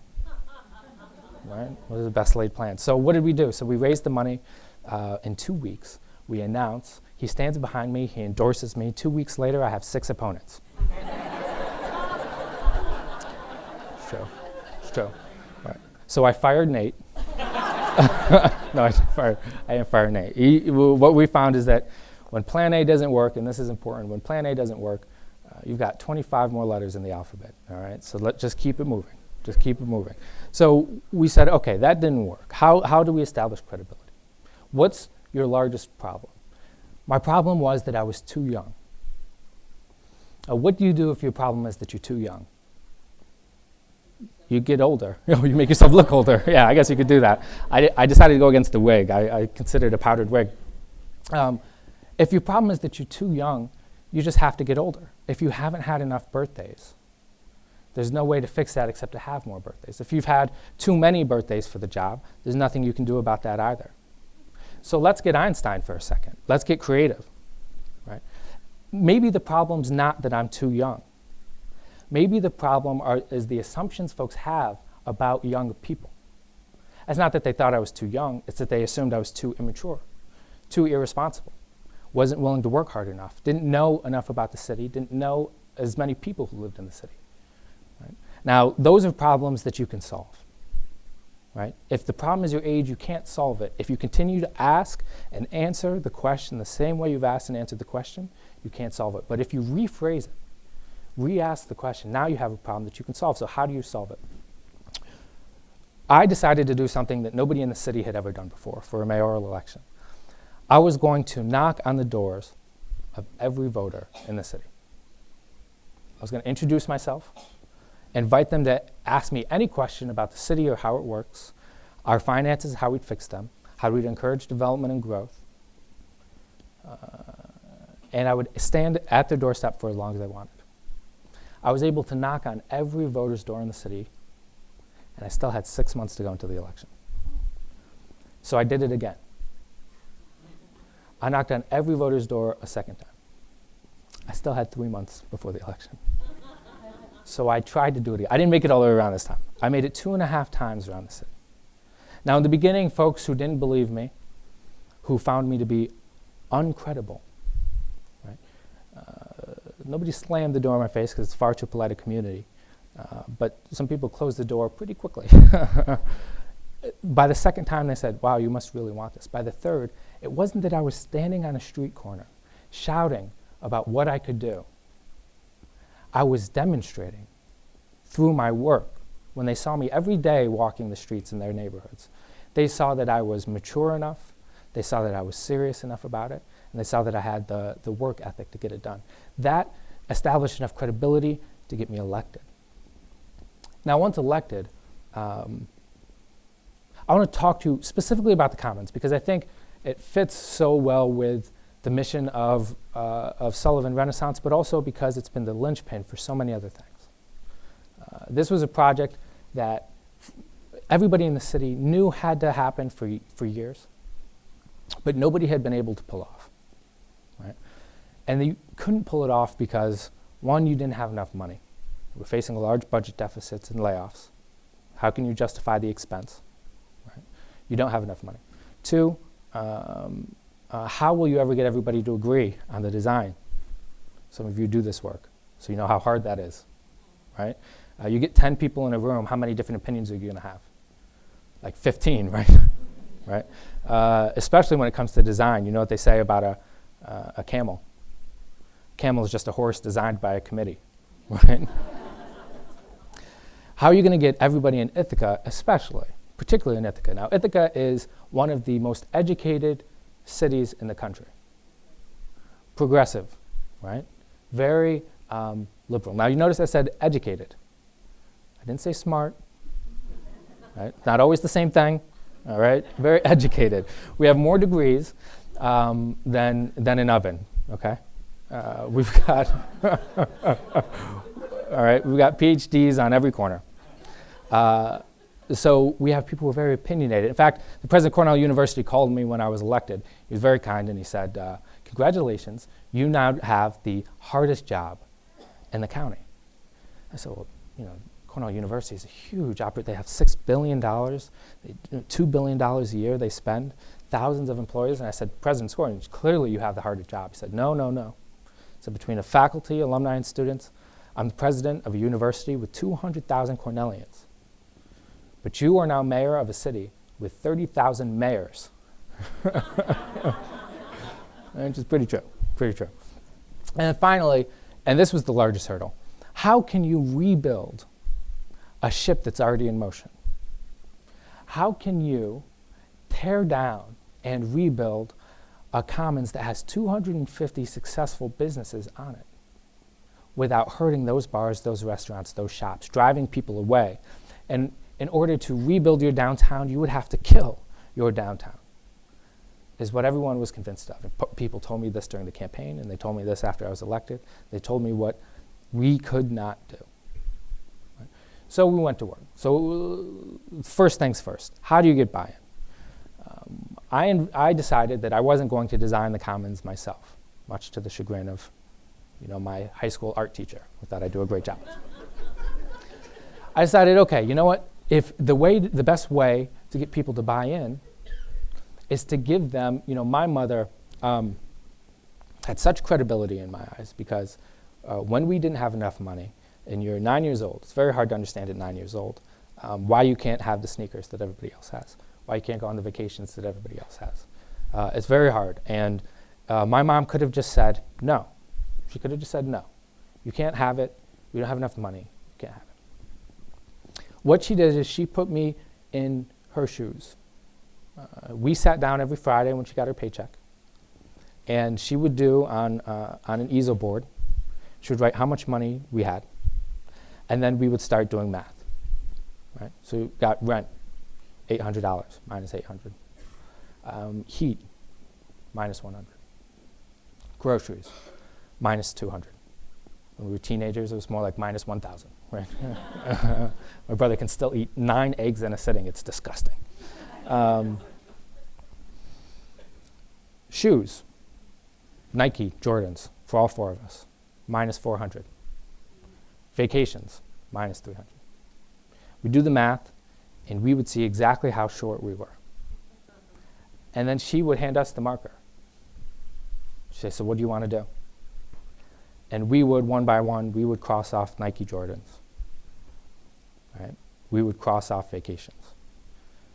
And if it was only the first or the second month, we'd cross off heat. We'd pay that on the 3rd month. You know how that goes. In that way, we very quickly learned, because we now had ownership. We were helping make the decisions about those finances. Because we owned it, we understood why you had to make such hard choices. So what we did, is we recruited the 40th, crankiest downtown stakeholders, landlords, tenants, people who live and work downtown. And we invited them to design the new commons along with consultants hired out of Boston, Sasaki. They worked not for 3 hours together during one public design charrette, but for 8 months they worked. And they designed everything, from the underground utilities to the above ground telephone poles, the new trees, the new playground, fountain, pavilion. They designed everything. Now the folks who are most likely to be critical now own the project. The people who are most likely to attempt to tear you down and stop you with their cynicism and negativity are the very same people, if not rooting you on, at least they shut the heck up and stay home, right? Which itself is a victory, if you know them. So that's how we got buy-in. That's problem number 1, right? What's problem number 2? We don't have enough money. The project is too expensive, right? Now, if the project is too expensive, if that's the way we view this problem, what is the answer? The answer is to not do the project, right? But if the problem is that the city of Ithaca alone cannot afford to do this project, if we rephrase the question like Albert Einstein would, and we find that the city of Ithaca alone cannot afford to do it, then what's the answer? The answer is we have to find other money. We have to find other people who are willing to come in with us and support us. Now, this is a very difficult thing to do, but it was made easier because of a couple of earlier successes that I had. So when I was elected mayor, when you are in public office, believe it or not, you don't get a lot of perks, right? But I had one nice perk, and that was my parking space. I had a parking space. It says reserved for mayors right in front of City Hall. It was like the nicest spot in all the city, right? Problem is, I don't have a car, right? I don't have a car, right? I run on flower power. I walk to work, or I take the bus. Actually, I have 2 perks. I get a bus pass. That's an unlimited bus pass, mind you. Yeah, see? Thank you. You weren't sufficiently impressed by the bus pass. It's unlimited. Nights, weekends, you name it. I'll take you wherever you want to go. It doesn't work well for dates, though. It's only one rider. It's not a good... It doesn't. So you've got this parking space. What are you going to do with it? You know, again, at a time when morale was so low, the private sector didn't believe anything was possible. The staff didn't believe we could pull off anything. So I took my parking space. We took 2 park benches from a park that was underutilized. We had a tree that unfortunately had to come down, so we sliced it into rings, filled them with soil, put flowers in them, put those in my parking space. Boom, that's now the smallest park in the city of Ithaca. The mayor's parking space. What did it cost? It cost $30 to make a sign that says "and friends." Now my park is reserved for mayor and friends. Right? It was silly. It was silly, but it was a symbol. It was a symbol that good things were still possible. That though these were the hard times, they weren't the end times. That on a shoestring budget, we can take a space that's as familiar as a parking space, as everyday and as ordinary, and we can transform it into an attraction. It was a little thing, but it established credibility, the smallest amount of credibility, which is where you have to start. You have to start small so people can see that beauty can grow in even the hardest of circumstances. You start there, and you get the credibility you need to try larger projects. We hadn't had fireworks in the city of Ithaca for a long time. That was in part practical realities, in part politics. Fireworks are a very patriotic thing, right? Phrased negatively, they're a very jingoistic thing, right? They bring the community together in celebration of our country and our country's victories in the name of freedom. That's something that I believed in, but mayors past in progressive Ithaca maybe didn't so much. So I decided to do what any young person will do when they want to get their way. I had a temper tantrum. And I said, we are doing fireworks on the 4th of July. Now, we didn't have any money. We had never done it on the lake, or I'm sorry, we hadn't done it on the lake since the 1950s. Right? But I said, we're going to do it on the lake. So I have this idea. It's a month before. I figure we'll raise the money from the community. We need $15,000, but we'll figure it out. So I called the police chief. He was my first call. And I said, listen, 1 month from now, I want to do fireworks. Can you manage crowd control and parking? And the police chief said, Mayor, it's never going to work. I said, why not? He said, because the fire department isn't going to be able to keep everybody safe. They'll never approve it. You'll never be able to raise the money. Right? People won't approve of the fireworks happening so late at night. And I said, Chief, can you manage parking? And the police says, well, yeah, of course I can do that. I said, thank you. My second call was to the fire chief. And I said, Chief, will you approve fireworks and keep everyone safe while they go up? And the fire chief said, it's never going to work. And I said, why? He said, because the police can't handle parking. You'll never raise the money. This sounds familiar to you. Okay. Exactly. So I said, put your faith in me. Right? I had just been elected. Right? I'd beaten 4 opponents in the general with 55% of the vote. 18 out of 18 election districts, I'd won each and every one of them. I said, trust me when I tell you I can pull this off. Can you keep everyone safe? The fire chief said yes. We went on the radio the next day, posted on Facebook. I said, I need $15,000 if we're going to have fireworks. We have a month to raise it. In 1 week, we had raised $30,000. I had little kids coming up to me on the commons and handing me $10 bills. Little kid handed me, he said, this is my life savings. And that's so sweet. And I'm an elected official, so what did I do? I took it. You have to. What do you go with the, hey, hand it to, it's whatever. I declared it. It's fine. And when those fireworks went off, what does that mean? A little park. Fireworks. Small things, right? Small things. Pulling those off. Getting everybody together so that for that one night, we can all stand shoulder to shoulder. Didn't matter what neighborhood you were from. Didn't matter if you were white or black or rich or poor, a Democrat or Republican. On that night, we were all Ithacans. And that night sky belonged to each and every one of us. We were all looking in the same direction with the same hope and the same beauty. Right? It changed ever so slightly what people thought was possible. And it established in the minds of Ithacans my credibility, my ability to pull things off. So when I went to the business community and I said, will you pledge $500,000 towards this Commons project? If you will pledge that, I will go to the state and I will go to the feds. Now at first they were saying, I don't know, it's not going to work. And I said, why? They said, because the state's never going to give you money and the feds are never going to. I said, okay, but will you commit $500,000? I said, oh yeah, sure. Sure. So I go to New York State and I say, will you commit $2 million to this project? If you do, I will go to the feds and I will get the rest of the money. And the state said, it's never going to work. And they said, why? I said, because the federal government won't give you the money, right? And I don't know. I said, but will you? And they did. The Cuomo administration did. So I went to Washington. Now, why did nobody believe we could get money out of Washington?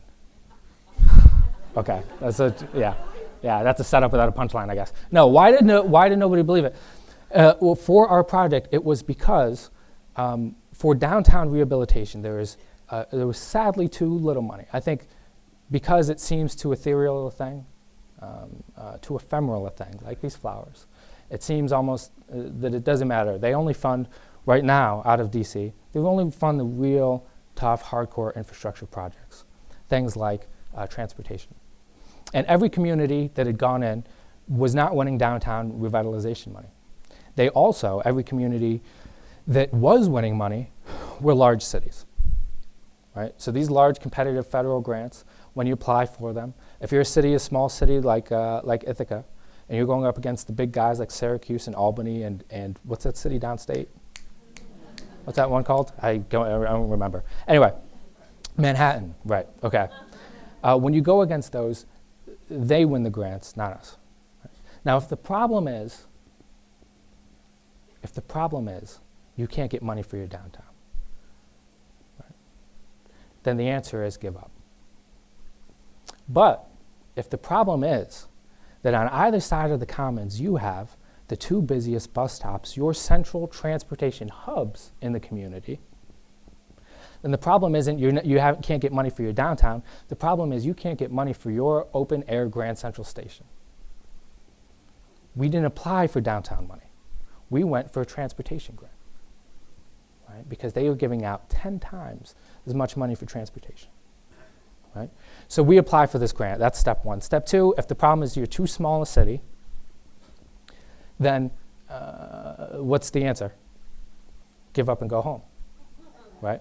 But if the problem is that larger cities get the money, not just because they're larger, but because more people contact the office of their Congress people, senators, and the administration. If more letters are sent from larger cities, if more trips are made by big city mayors to DC, well, now you have problems that you can solve.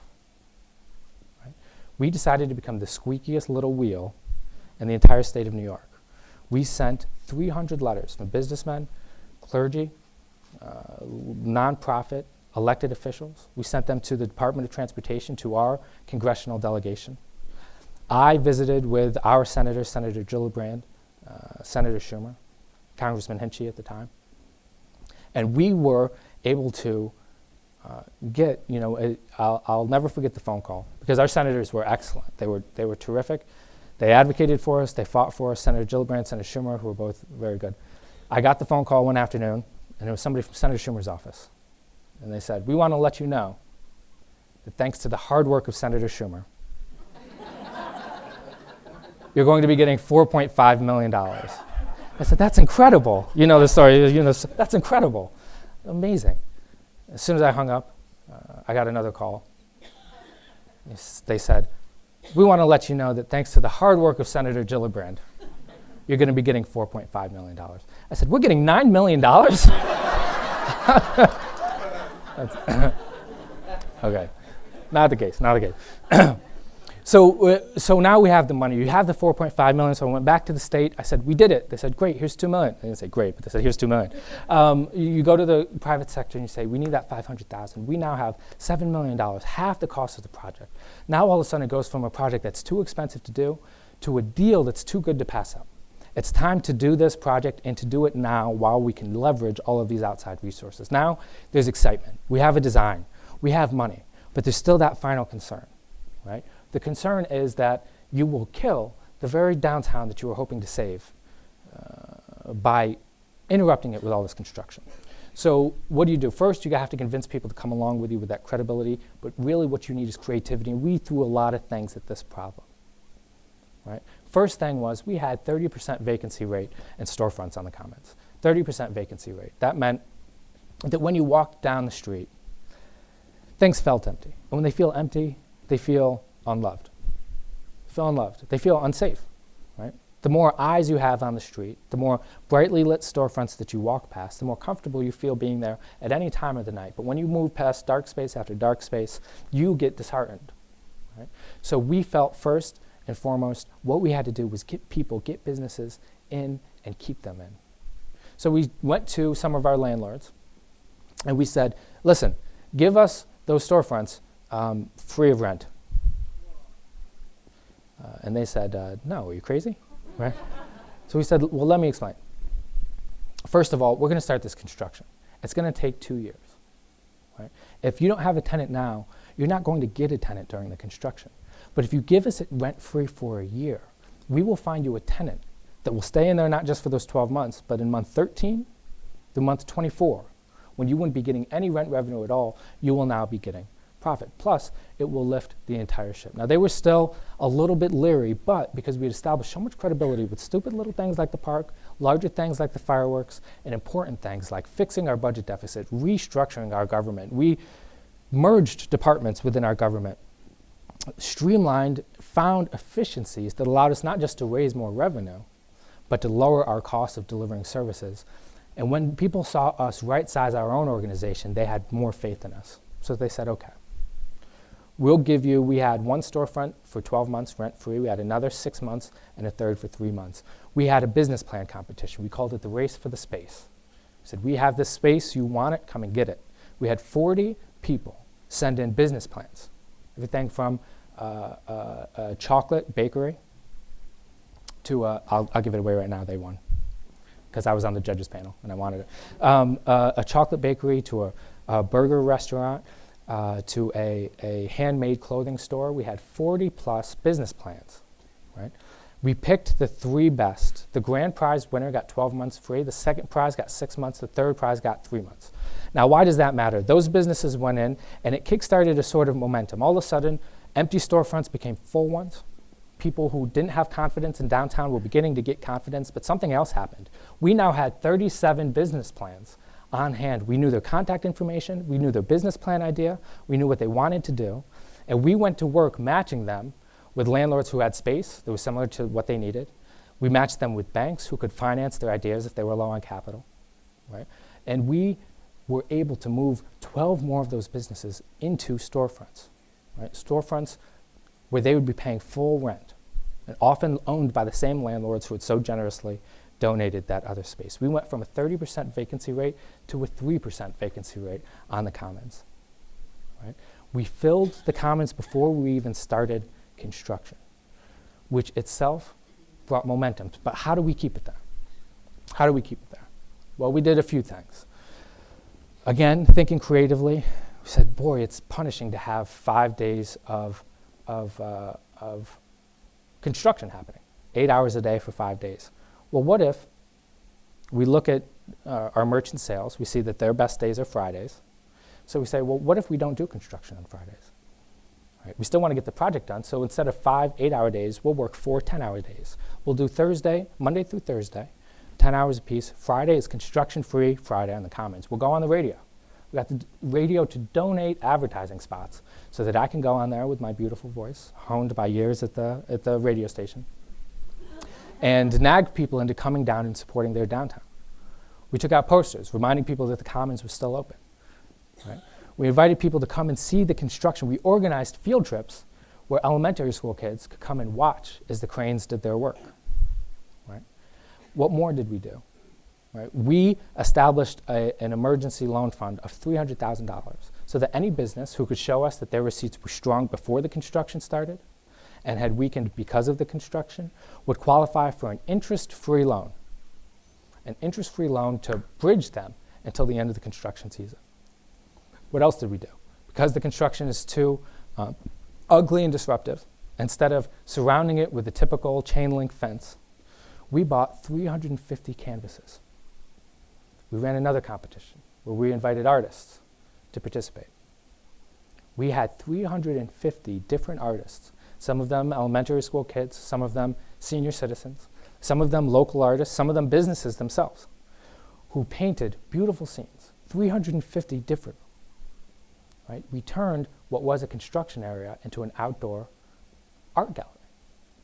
Right? Not only did people come down to see the art, but you now had 350 different people and organizations who felt like they owned this project, who wanted it to succeed because they were now a part of it. What's the outcome? The outcome is that since the project started last March, we're now a year in, since it started last month, not a single business has closed on the Commons. Not a single business. Right? That's how you overcome cynicism. That's how you overcome skepticism. You use the tools of creativity and credibility that you have at your disposal. And I regret to tell you that I lied earlier. I don't have 2 C's, I have 3. All right? Everybody always has 3. You should know this by now. You have to have 3 if you're a speaker. 3 C's. And what's the third C? Now, the story I just told you about myself. The story that I told you about the success we've had in the city is a very attractive story for me. Why is it an attractive story? Because it makes me sound really good, right? It makes me sound like I've accomplished a lot. The truth is that I would not have gotten here without that third C, which is community. Now, I want to tell you the true story of how I got from where I was to where I am. It's a story of a remarkable woman who made the gut-wrenching choice to leave the man she loved, the man that had been a good husband for years until the grip of drug addiction had taken his soul away. She left him to save the lives of her 4 children. She took 2 jobs, neither one of them paying more than a minimum wage. 2 jobs in order to save our lives and get us out of that homeless shelter. And it's the story of that woman's parents, my grandparents, who were retired school teachers in upstate New York, who made enough money in their lifetimes and had a pension that was not generous enough to buy a yacht or even a boat. We had a canoe, but not a boat. But it was generous enough so that when we moved into their unfinished basement, they could put down a carpet and they could buy space heaters. It was generous enough so that we could buy shoes, not Nikes, but new shoes, to wear to school so we wouldn't be picked on by the other kids. And when we got to school, there was a system that made sure we had breakfast and we had lunch even if we couldn't afford it, because they knew that it doesn't matter how much potential you have. If you are focused on the rumble in your stomach, you will never learn calculus. You will never learn calculus. Right? Now, I learned calculus, and I'm here to tell you that 10 years, this is now my 10-year anniversary of having ever last needed to use calculus. Thank you. 10 years without calculus. Thank you. I try to take it one day at a time, and the strength and support of my family and my church, I've avoided sine and cosine and all that stuff. You don't need it. Anyway, where was I? Oh, the school district. A school district that was full of these teachers who didn't make enough money but who cared. They cared when they didn't have to.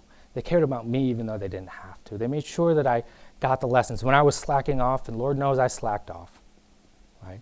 They saw me through, they pushed me and held me accountable and held me responsible and showed me the way to go to Cornell. And my church, who again, they're the folks who put us up when we most needed it. They ran the food pantry that we used when your paycheck ran out and your food stamps ran out, and you still have 3 days to go into your paycheck. You're working your fingers to the bone. You have 4 children to feed, 5 people to feed, and you make $20,000 a year. Right? You can't do it.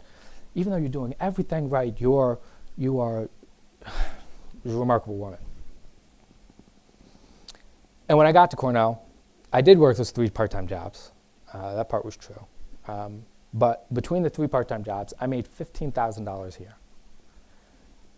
Now, do you know how short you're going to be at tuition at Cornell University if you make 50? Yeah, some of you must be parents because you're like, yeah, that's not going to cut it. I was well short. So where do you make it up? I made it up because of a federal government that, again, invested in me through Pell Grants, state grants like the TAP program, right? Private individuals, alumni, who themselves had realized the American dream, gave back, not because they knew me or ever would know me, but because they believed in investing in people's potential. And the same is true when I became mayor. We pulled off those. I had the idea for the parking space. You think I went and got those benches? No way, right? We had staff and went and got the benches. I didn't cut the tree. I didn't fill the soil. I didn't even plant the flowers. They would be deader than a doornail if I did, right? We had people who bought into that vision and helped me execute it. We had hundreds of people who donated to the fireworks. Thousands of people who showed up. Right? The hundreds of people who wrote letters to the federal government, that wasn't my doing. That was their passion and their belief in this city. Putting those art panels around the Commons wasn't my idea. Right? It was an engineer's idea, believe it or not, engineers. He's a senior engineer, right? He's 40 years my senior. And he walked into my office and he proposed this thing that was whimsical, that was fun, and it was going to attract people to the Commons, and I was the cynical one. I was the one that told Tom, I said, we can't do this. You want $5,000 extra just for art canvases? He pitched me. He made me believe in it. And he was right. I didn't think of the race for the space. Right? We stole that from some town in Ohio. Right? All of these ideas are the ideas of a community looking out for each other. You need creativity and you need credibility, sure, but you need each other. You have to remember that I am not the hero of my own story. I would like people to believe that I am. It makes me feel good when they believe it, but it's not the truth. And it's important that we learn the truth of our stories, because the lessons we learn from our stories are what? What do we call lessons we learn from our stories? Parables, close? A moral, right? Our morals are what we derive from our stories. And our very first story, the story that's closest to our hearts, are the stories of ourselves. If we can understand that any success we've had is truly shared by an entire community, maybe it's your parents and your grandparents and your teachers and your church, the state and the federal government, maybe it's a whole different cast of characters, but only communities make success. You cannot rebuild your downtown. You cannot fix your economy. You cannot streamline your organization. You cannot make the improvements you seek to make alone. You can only do it together. And I know that you know that. That's why you're sitting here together. I know that you believe that, and that's why I thank you. And I know, most of all, I know that Mr. and Mrs. Gary believe that. I've seen the generosity of their spirits and their hearts. They're people who are beautiful inside and out. And I've just been stunned to see. I love the story, man, that you told about Sandra telling Mr. Gary that he needs to do something about those weeds.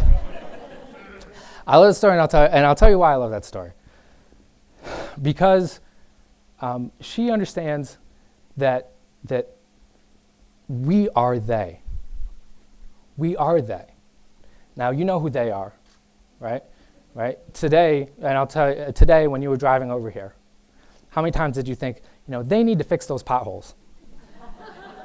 You think that, right? Right? They need to do something about the weeds downtown. They need to do something about the state of our public schools. They need to do something about the health of our children. As soon as you make that shift, as the Garys have done, as Sandra has done, and realize that we need to do something. She didn't own the weeds. She didn't own the property that the weeds were on. But she felt that we need to do something. If Sullivan County is going to be beautiful, if our state is going to be beautiful, and beautiful it must be if it's going to be worth living in. We can talk about job growth and creation, and nothing's as important to me as job growth and creation, but you can create all the jobs you want. If you don't have a community that's beautiful to live in, then what the heck's the point of going to work? Right? If you don't have a life worth living, a life, as Bobby Kennedy said, that's full of satisfaction and fulfillment and the pursuit of happiness, if you can't live lives of beauty, then none of the rest of it matters. So I want to thank you for committing yourself to that purpose. Thank you for realizing that you are they, you are the power, you are the community. And if you combine that with creativity and credibility, this community has no place to go but up. Thanks very much.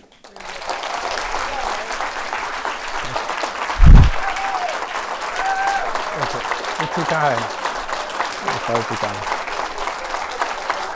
You're far too kind.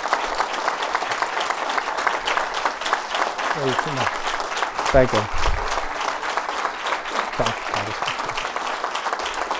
You're far too kind. You're far too kind. I'm embarrassed. Okay. Thank you. Thank you very much. My mother would have appreciated that too. Do we have time for Q&A or do you? We do have time for just a few questions. If there are some questions that you'd like to ask Mayor Myrick while he's here, if you just stand up, that way we can hear your question. It's not so much a question, it's not, if your career terminates at any given point, you can do a wonderful stand-up comedian. And then among your siblings, have they all followed the same path that inspired, and what are they doing in a few seconds? Yeah, sure. My siblings are, they're all doing great. They're all much uglier than I am. No, I'm kidding.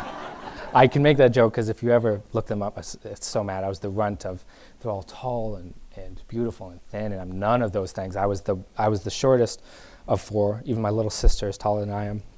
I was the only one with glasses and asthma. And while they were setting records in sports, I was reading books very quickly, but I would read them very quickly. They were never impressed. But they now move all over the country. My sister works in Los Angeles at a law firm. My brother works, my middle brother is the sellout. He works at MasterCard in corporate sales in Dallas. And my oldest brother is an artist. He's a singer who's finding success in the North Country, right here in New York State. So they're all doing great. We all get together, and during Christmas I try to impress them with stories about being mayor. And because they're my siblings and because they love me, they're not impressed at all. So. All the women of Ithaca must be wanting to marry you. Oh my gosh, marry me, would you please? I would. You would think so. That's why I ran for office, but I can't get a date. No, it's funny. I guess that's the problem. No, it's very funny. I was lucky enough, I was on NBC last year, 2 years ago now, and the anchor asked me, she said, "Do you have a girlfriend?" I said, "No." The next day, I got 100 emails from all over the country, from women saying, "My daughter would just love you. She would be perfect," right? You know how many emails I got from those daughters? Zero. I think mothers are like, he wears a tie, he has a good job, you know. And then they send it to the daughters like, he doesn't even play lacrosse, I don't know. So maybe, I think I'm just trying to age into myself, and once I do, I'll be more successful. Yes, ma'am. Yes, I'm Jane Sorensen, and I'm at the Monticello Central School District. Congratulations on your award. You're an inspiration for all of us, especially for Sullivan County, because we have so many challenges ahead of us. But to get that Main Street in Monticello, more businesses to come in. I love your story, how you shared with us, and I love the concept of having the credibility and the community component involved, along with, having that confidence to really go out there and make it happen. Do it. So with your inspiration, our students at the Cook Elementary School is taking testing coming April. And I really think that they would really enjoy hearing you speak to really boost up their confidence. Sure. More so. Well, thank you. I would love to. Yes, I do, and I would love to. I would love to come to elementary, middle school, high school. I'd love to be there. Well, that was one of my projects that I needed to fulfill. Okay. And I really think Very productive too. Thank you. Just shoot me an email, and it's just mayor. It's the coolest email address in the world. mayor@cityofithaca.org. That's my direct email. Somebody will find a date. Thank you so It would be my pleasure. It would be my pleasure. Yes, sir. It sounds like you went from uncredible to incredible. Yeah. How did you get your staff to buy into all the changes that you made so quickly? Oh, yeah. That's a very good question. Part of it was necessity. There's an urgency when you don't have money and it's not working. You have to change. So they knew that. Part of it was that credibility, winning the election in such convincing fashion, really sort of gave me a mandate in the eyes of the staff. They really respect anybody who comes into the job in that way. You have to paint a picture. You have to be very, very clear and explicit and repeat it again and again and again. We had public forums and employee forums. We did essentially the same thing that my mom did. I said, these are our restrictions. This is exactly what we have. What would you do? Right? You put them in that place. You paint the picture. And the truth is, even after all that stuff, there was some staff that just didn't buy in. They just would not buy in with the new direction. Merging the departments, adopting automated processes so that we had less paper. We process things more quickly, so we need fewer staff. That's how we were able to do a retirement incentive and actually help ease folks. We offered cash payment, ease folks into retirement. Those who were towards the end of their career, we didn't replace those vacancies, so we avoided layoffs, but we also lowered our costs. Some people just never got on board. And, if you're not on the bus, then we'll leave you at the bus stop. And that happened with quite a few staff. Those who weren't down with the new direction moved on. And I guess it's life. It's life.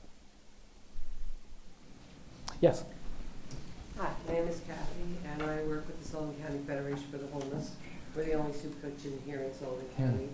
And some of your remarks really touched home with me. And I just wanted to say you are very inspirational. And as my good friend Jane's brain was clicking about speaking to folks in her school, I thought that while you're in town, you could swing on by Okay. And truly, I was thinking to give folks Sure. that are having those struggles at the end of the month, and where are their kids going to go, and Yeah. how are they going to put that food on the table? Sure. I just have to be careful to not establish residency. If I'm here too long, I'll have to change my voter ID card. But I would love to, and maybe when you shoot me an email, we can all connect and set up another day or a couple days for me to come back. Okay, thank you. Thank you. No, thank you. It'd be my pleasure. That's for housing. That's appreciated too. Yes, ma'am. My name's Elaine. I'm with the Hurleyville First Group here, and I'm very interested in the process you use of asking questions and using those questions to then reframe and make a creative solution to a problem that's been stubborn. Yeah. Can you talk a little bit about that process, and do you come to a consensus in that process with people that are thinking very differently, or do you just kind of win? Yeah. Well, the process I use is I was, again, I can't even take credit for this because I was browbeaten into it. But when I was elected, a group of folks who worked against my election actually came to me and said, we would like to meet with you monthly, regularly. And so a couple of people were close to me, and then a few representatives of communities that I didn't carry in the election. We all meet every month. And they help me see the world differently to begin with, because they come at these things with a whole different approach. And we engage in a lot of brainstorming. Right? So when we say the Commons Project is too expensive, we start to think, okay, well, how can we rephrase that question? And the truth is, you'll try 20 different things before you get the right way. You say, okay, well, maybe it's not too expensive. Maybe we'll just not put any trees back in, right? It's not a good idea, right? So there's a lot of brainstorming. There's a lot of getting it wrong, but you know that you've settled on something when you have all of your rivals in a room. An idea comes out. Maybe it's your idea. Maybe it's one of theirs, and all the conversation stops. People say, like Daniel, who is it in the Bible that was riding his donkey, and he was struck by the word of God, he fell right off his donkey? Who was that? Paul? Was it Paul? It's like that, but I don't have a donkey in the office. When a good idea comes, it's like lightning and consensus follows. Yes? Hi, I'm Valerie, member of the steering committee at Sullivan Renaissance. I just want to thank you. I think you inspired everybody in the room. A lot of people here said, they had a late night and be energized a lot. And my only question is that down the road, when you might very well be president, will you come here? I'll make the safest commitment I've ever made in my life. If ever I become president, I will definitely be back here for a keynote speech. But that's yeah, okay, sure. You can celebrate now, but that's not likely to happen. Yeah, okay. Well, thank you. It was very kind of you. Oh, please. Because we know how to find you. And when I hit the lottery, I'll share it with you all also. So how's that? That's true. It's That's about the two. same odds. That's It's two. about the same odds. Yeah. Okay. Yeah. Any final question? Mayor Myrick will be here for a little while as we break to the next session. So feel free to stick around for a little bit, but I do want to give some follow-up housekeeping directions. Sure, sure. One more round of applause. Thank you. Thank you. Thank you. Thank you. Thank you, Denise. Thank you. You've been great. With all of the requests for Mayor Myrick to return, I think I will volunteer to officially be his booking agent. So if you need to be in touch, let me know. So there's still much more for the day. There's a break in between now and the next session, so we'd like to encourage you to enjoy the expo and the local market. We have a lot of vendors from throughout the area who are here to present their product to you, and as Sandra said earlier, you can take dinner home this evening, visit the expo. It's full of inspiration and the beautiful flowers as we slowly make our way to spring, which is just about 2 weeks away. So it's right around the corner. We do want to encourage everyone to come back here after. So the next speakers are at noon. If you're here for Sally Cunningham, that session will be held here in the theater. Michael Newhart, our mayor of Warwick, will be upstairs in the cafeteria. Both sessions will be videotaped and archived, so since none of us have yet figured out how to be in both places, you can watch them later on the Renaissance website. Mayor Myrick's speech is also going to be archived. It was shown live today. That's new for us. It was amazing. And the speech from last night, which was given at the college with the help of the SUNY staff and students, will also be archived. So if you have young people especially who weren't able to join you today, please sit them down in front of the computer. That shouldn't be too hard. And then just launch right into the Renaissance website. We'll let you know when that's up and running. We do have some surveys. If you would take time to fill those out, it just helps us continue to make the program better for you. We really value your feedback. The networking that's been built in today is in response to what you've requested in the past. There will be refreshments throughout the day and lunch. And I'd just like to encourage you to stop by the Proud to be Sullivan table and let us know what it is that you love about where you live. There's a board there for you to sign on. So we'll be around. The staff are here. There are Renaissance salons, which are, if you're interested in a Renaissance project, not sure what you'd like to do, have a great idea, have a vision, or just need a little direction, go to the registration table and staff will be available to meet with you one-on-one and talk about what you'd like to do in your community. And enjoy the rest of the day, and we'll see you back here at 1:45 for amazing door prizes.